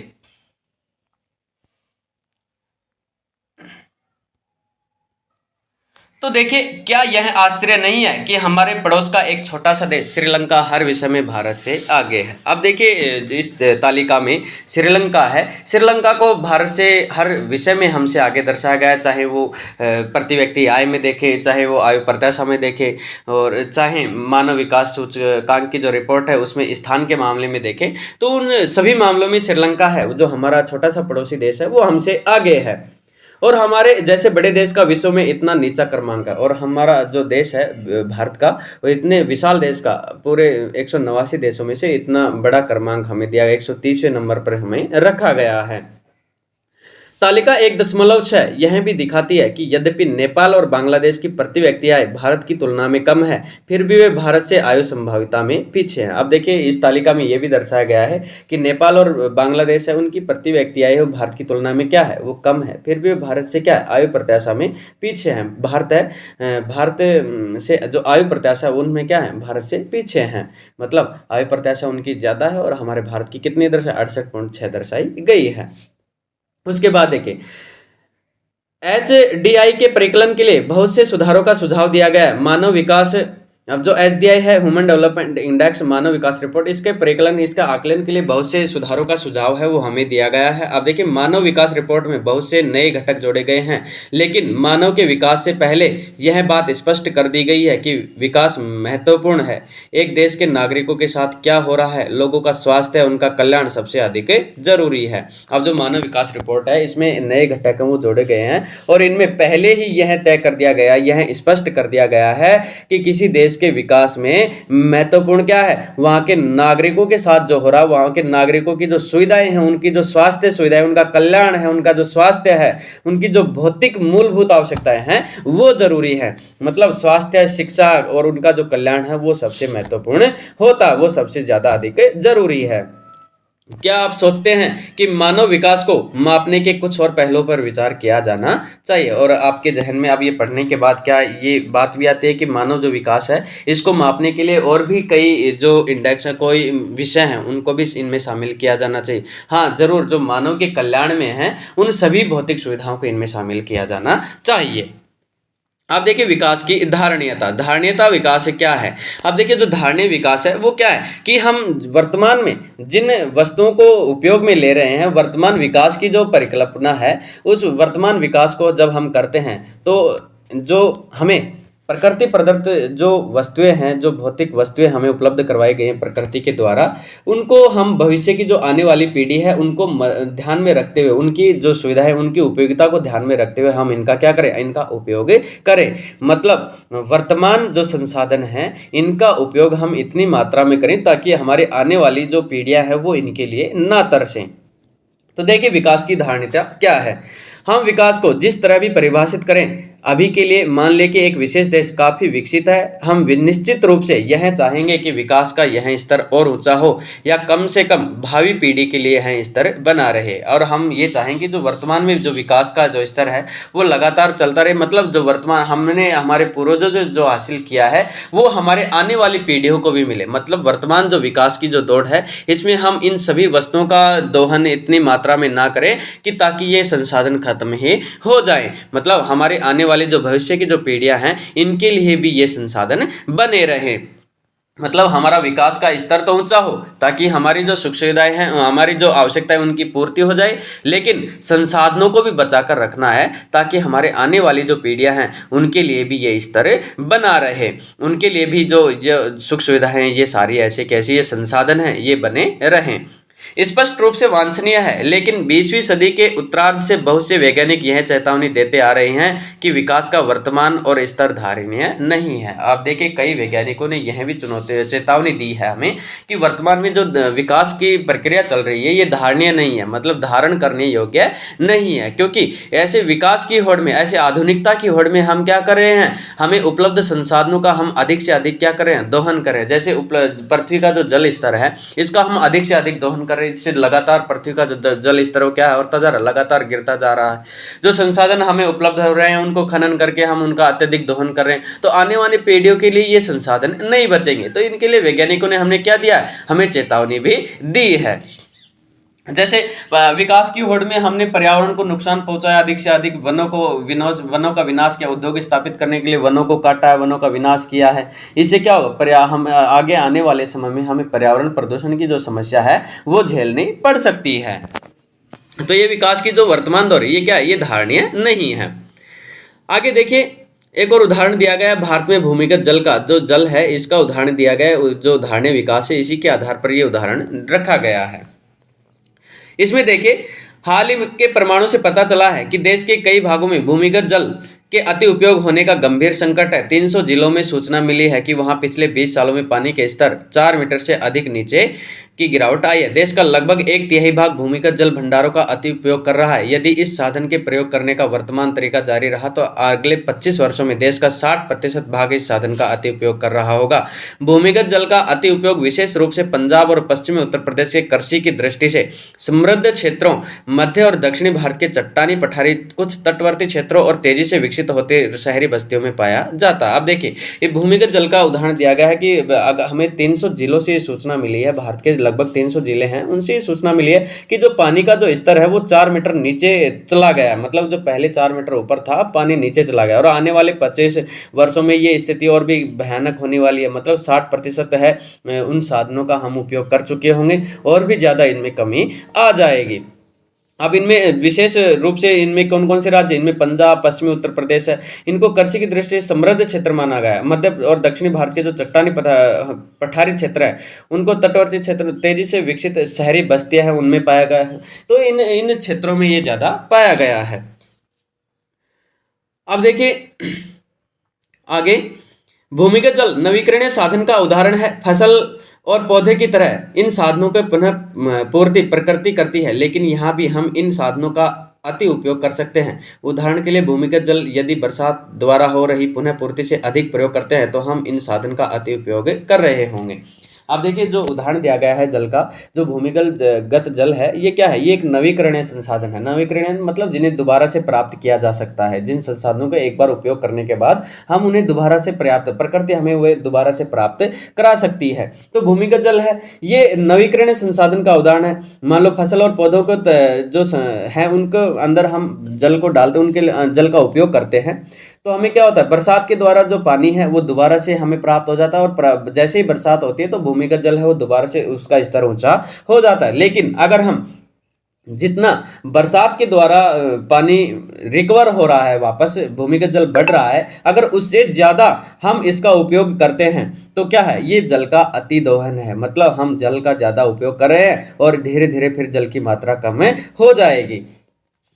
गैर नवीकरणीय साधन वो हैं जो कुछ ही वर्षों के प्रयोग के पश्चात समाप्त हो जाते हैं। आप देखिए, गैर नवीकरणीय जो संसाधन है, साधन है, उनमें उनको रखा जाता है जिनका हम कुछ वर्षों के साथ तो प्रयोग करते हैं, लेकिन कुछ वर्षों के बाद वो समाप्त हो जाते हैं। इन संसाधनों का धरती पर एक निश्चित भंडार है और इनकी पूर्ति पुनः नहीं हो सकती। और जो गैर नवीकरणीय संसाधन है, इनको हम एक बार उपयोग करने के बाद इनको दोबारा से प्राप्त नहीं कर सकते, मतलब ये बिल्कुल समाप्त हो जाते हैं। कभी कभी हमें ऐसे नए साधन मिल जाते हैं जिनके बारे में हमें पहले कोई जानकारी नहीं होती। नए स्रोत भंडार में वृद्धि करते हैं, लेकिन समय के साथ यह भी समाप्त हो जाएंगे। अब देखिए, कभी कभी आप कहोगे कि सर कि नए संसाधन, नए खनिज भंडार हैं, वो मिलने के साथ उनकी पूर्ति हो जाती। नहीं, नए संसाधन तो मिल जाते हैं, उनके भंडार में तो वृद्धि होती है, लेकिन समय जैसे जैसे बीतता है, जैसे जैसे हम उनका दोहन करते हैं, तो समय के साथ क्या हो जाते हैं, वो भी समाप्त हो जाते हैं। अब देखिए, उदाहरण दिया गया है इसमें कच्चा तेल का। किसका? कच्चे तेल का उदाहरण है, ये दिया गया है। इसका देखिए, उदाहरण के लिए हम जमीन से कच्चा तेल निकालते हैं, वह एक गैर नवीकरणीय संसाधन है, लेकिन हमें तेल का ऐसा स्रोत मिल सकता है जिसके बारे में हमें पहले जानकारी न हो, इसलिए हर समय खोज चलती रहती है। नीचे दी गई तालिका को देखिए। अब देखिए, जो जमीन का कच्चा तेल है वो क्या है, वो एक गैर नवीकरणीय संसाधन है, और इस गैर नवीकरणीय संसाधन में जो कच्चा तेल है, ये हम एक बार निकालते हैं तो ये कुछ समय के बाद क्या हो जाता है, ये समाप्त हो जाता है, जिसके बारे में हमें पहले से जानकारी नहीं होती। कभी कभी ऐसे संसाधन और हमें मिल जाते हैं जमीन के नीचे से, लेकिन हर समय इनकी खोज है वो चलती रहती है, हमें नए संसाधन मिलते रहते हैं और हम इनका उपयोग करते रहते हैं। अब देखिए, प्राकृतिक जो संसाधन है इनका दोहन है। कच्चे तेल के आंकड़े हैं इनके अनुसार दे रखा है। इनमें देखिए उदाहरण है कच्चे तेल के अतिरिक्त भंडार, जैसे मध्य पूर्व जो क्षेत्र हैं देश के, उसमें दे रखा, मध्य पूर्व के जो देश है उनका भंडारण है, ये 1000 मिलियन बैटल में दे रखा है। 2017 के इंडेक्स के अनुसार, 2017 के तालिका है ये। तो मध्य पूर्व में 807.7 मिलियन बैटल जो तेल भंडार हैं उसके मिले हैं, और भंडारों के चलने की अवधि कितनी है, केवल 70 वर्ष तक ये भंडार चल सकते हैं। संयुक्त राज्य अमेरिका, इसमें कितने 50,000 मिलियन बैटल है ये भंडार तेल के हैं, और ये कितने, ये केवल 10.5 वर्ष तक चल सकते हैं। फिर विश्व के अगर हम बात करें तो संपूर्ण विश्व में 1,696.6 हजार मिलियन बैरल है ये कच्चा तेल उपलब्ध है, इसके भंडार उपलब्ध है कच्चे तेल के, लेकिन ये कितने वर्ष, अधिकतम ये 50 वर्ष तक चल सकते हैं। तो देखिए, ये कच्चे तेल के जो उपयोग है उसको दर्शाती है। यह तालिका कच्चे तेल के भंडारों के अनुमान कॉलम 1 को दर्शाती है। अधिक महत्वपूर्ण यह है कि यह बताती है कि यदि कच्चे तेल का उपयोग वर्तमान दर पर चालू रहे तो ये भंडार कितने वर्ष चलेंगे। और इसमें ये दर्शाया गया है कि वर्तमान में जो हम जिस तरह से हम कच्चे तेल का जो उपयोग कर रहे हैं, पेट्रोलियम पदार्थ है इनका उपयोग कर रहे हैं, तो ये आने वाले दिनों में क्या हो जाएंगे, समाप्त हो जाएंगे। कितने वर्ष तक चलेंगे, तो अधिकतम अगर विश्व की अगर बात करें, विश्व में जो 1696 मिलियन बैटल, 1000 मिलियन बैटल जो तरल पदार्थ मिला है हमें, जो तेलीय पदार्थ मिला है, ये अधिकतम 50 वर्षों तक चल सकता है और 50 वर्षों के बाद ये समाप्त हो जाएगा। और भारत जैसे जो देश है ये इसके आयात पर क्या होते हैं, ये निर्भर होते हैं, क्योंकि इनके पास तेल के पर्याप्त भंडार नहीं है। और तेल की कीमतें हैं जैसे ही बढ़ती हैं और तेल की कीमतें बढ़ने के साथ ही इन देशों पर इनका क्या पड़ता है, भार पड़ता है, जो तेल के आयातक देश हैं। कुछ देश देखिए, जैसे संयुक्त राज्य अमेरिका जैसे देश हैं, इन देशों के पास तो भंडार हैं, तो जिनके पास भंडार तो कम है लेकिन वे इसे सैन्य और आर्थिक शक्ति के द्वारा पाना चाहते हैं। अब देखिए, कुछ देश है जैसे संयुक्त राज्य अमेरिका है, इसके पास जो तेलीय भंडार हैं वो तो कम है, लेकिन ये क्या करते हैं, ये अपनी शक्ति के दम पर, अपनी आर्थिक मजबूती के दम पर, अपनी अर्थव्यवस्था के दम पर ये और दूसरे देशों पर ये अधिकार जमा करके उनको पा ले। जैसे खाड़ी देशों में अमेरिका अपना प्रभुत्व जमा करके और वहां का जो तेलीय पदार्थ है वो निकालना चाहता है और निकाल भी रहा है। देखिए, विकास की धारणता का प्रश्न इसकी प्रवृत्ति और प्रक्रिया के बारे में कई अन्य मूल विषय खड़े कर देता है। और जैसे ये स्थिति अगर हमारे सामने आती है तो विकास की जो धारणता है उसके बारे में हमारे सामने अनेक नए प्रश्न हैं वो खड़े हो जाते हैं। अब देखिए, चैप्टर के अंतिम दौर में हैं हम।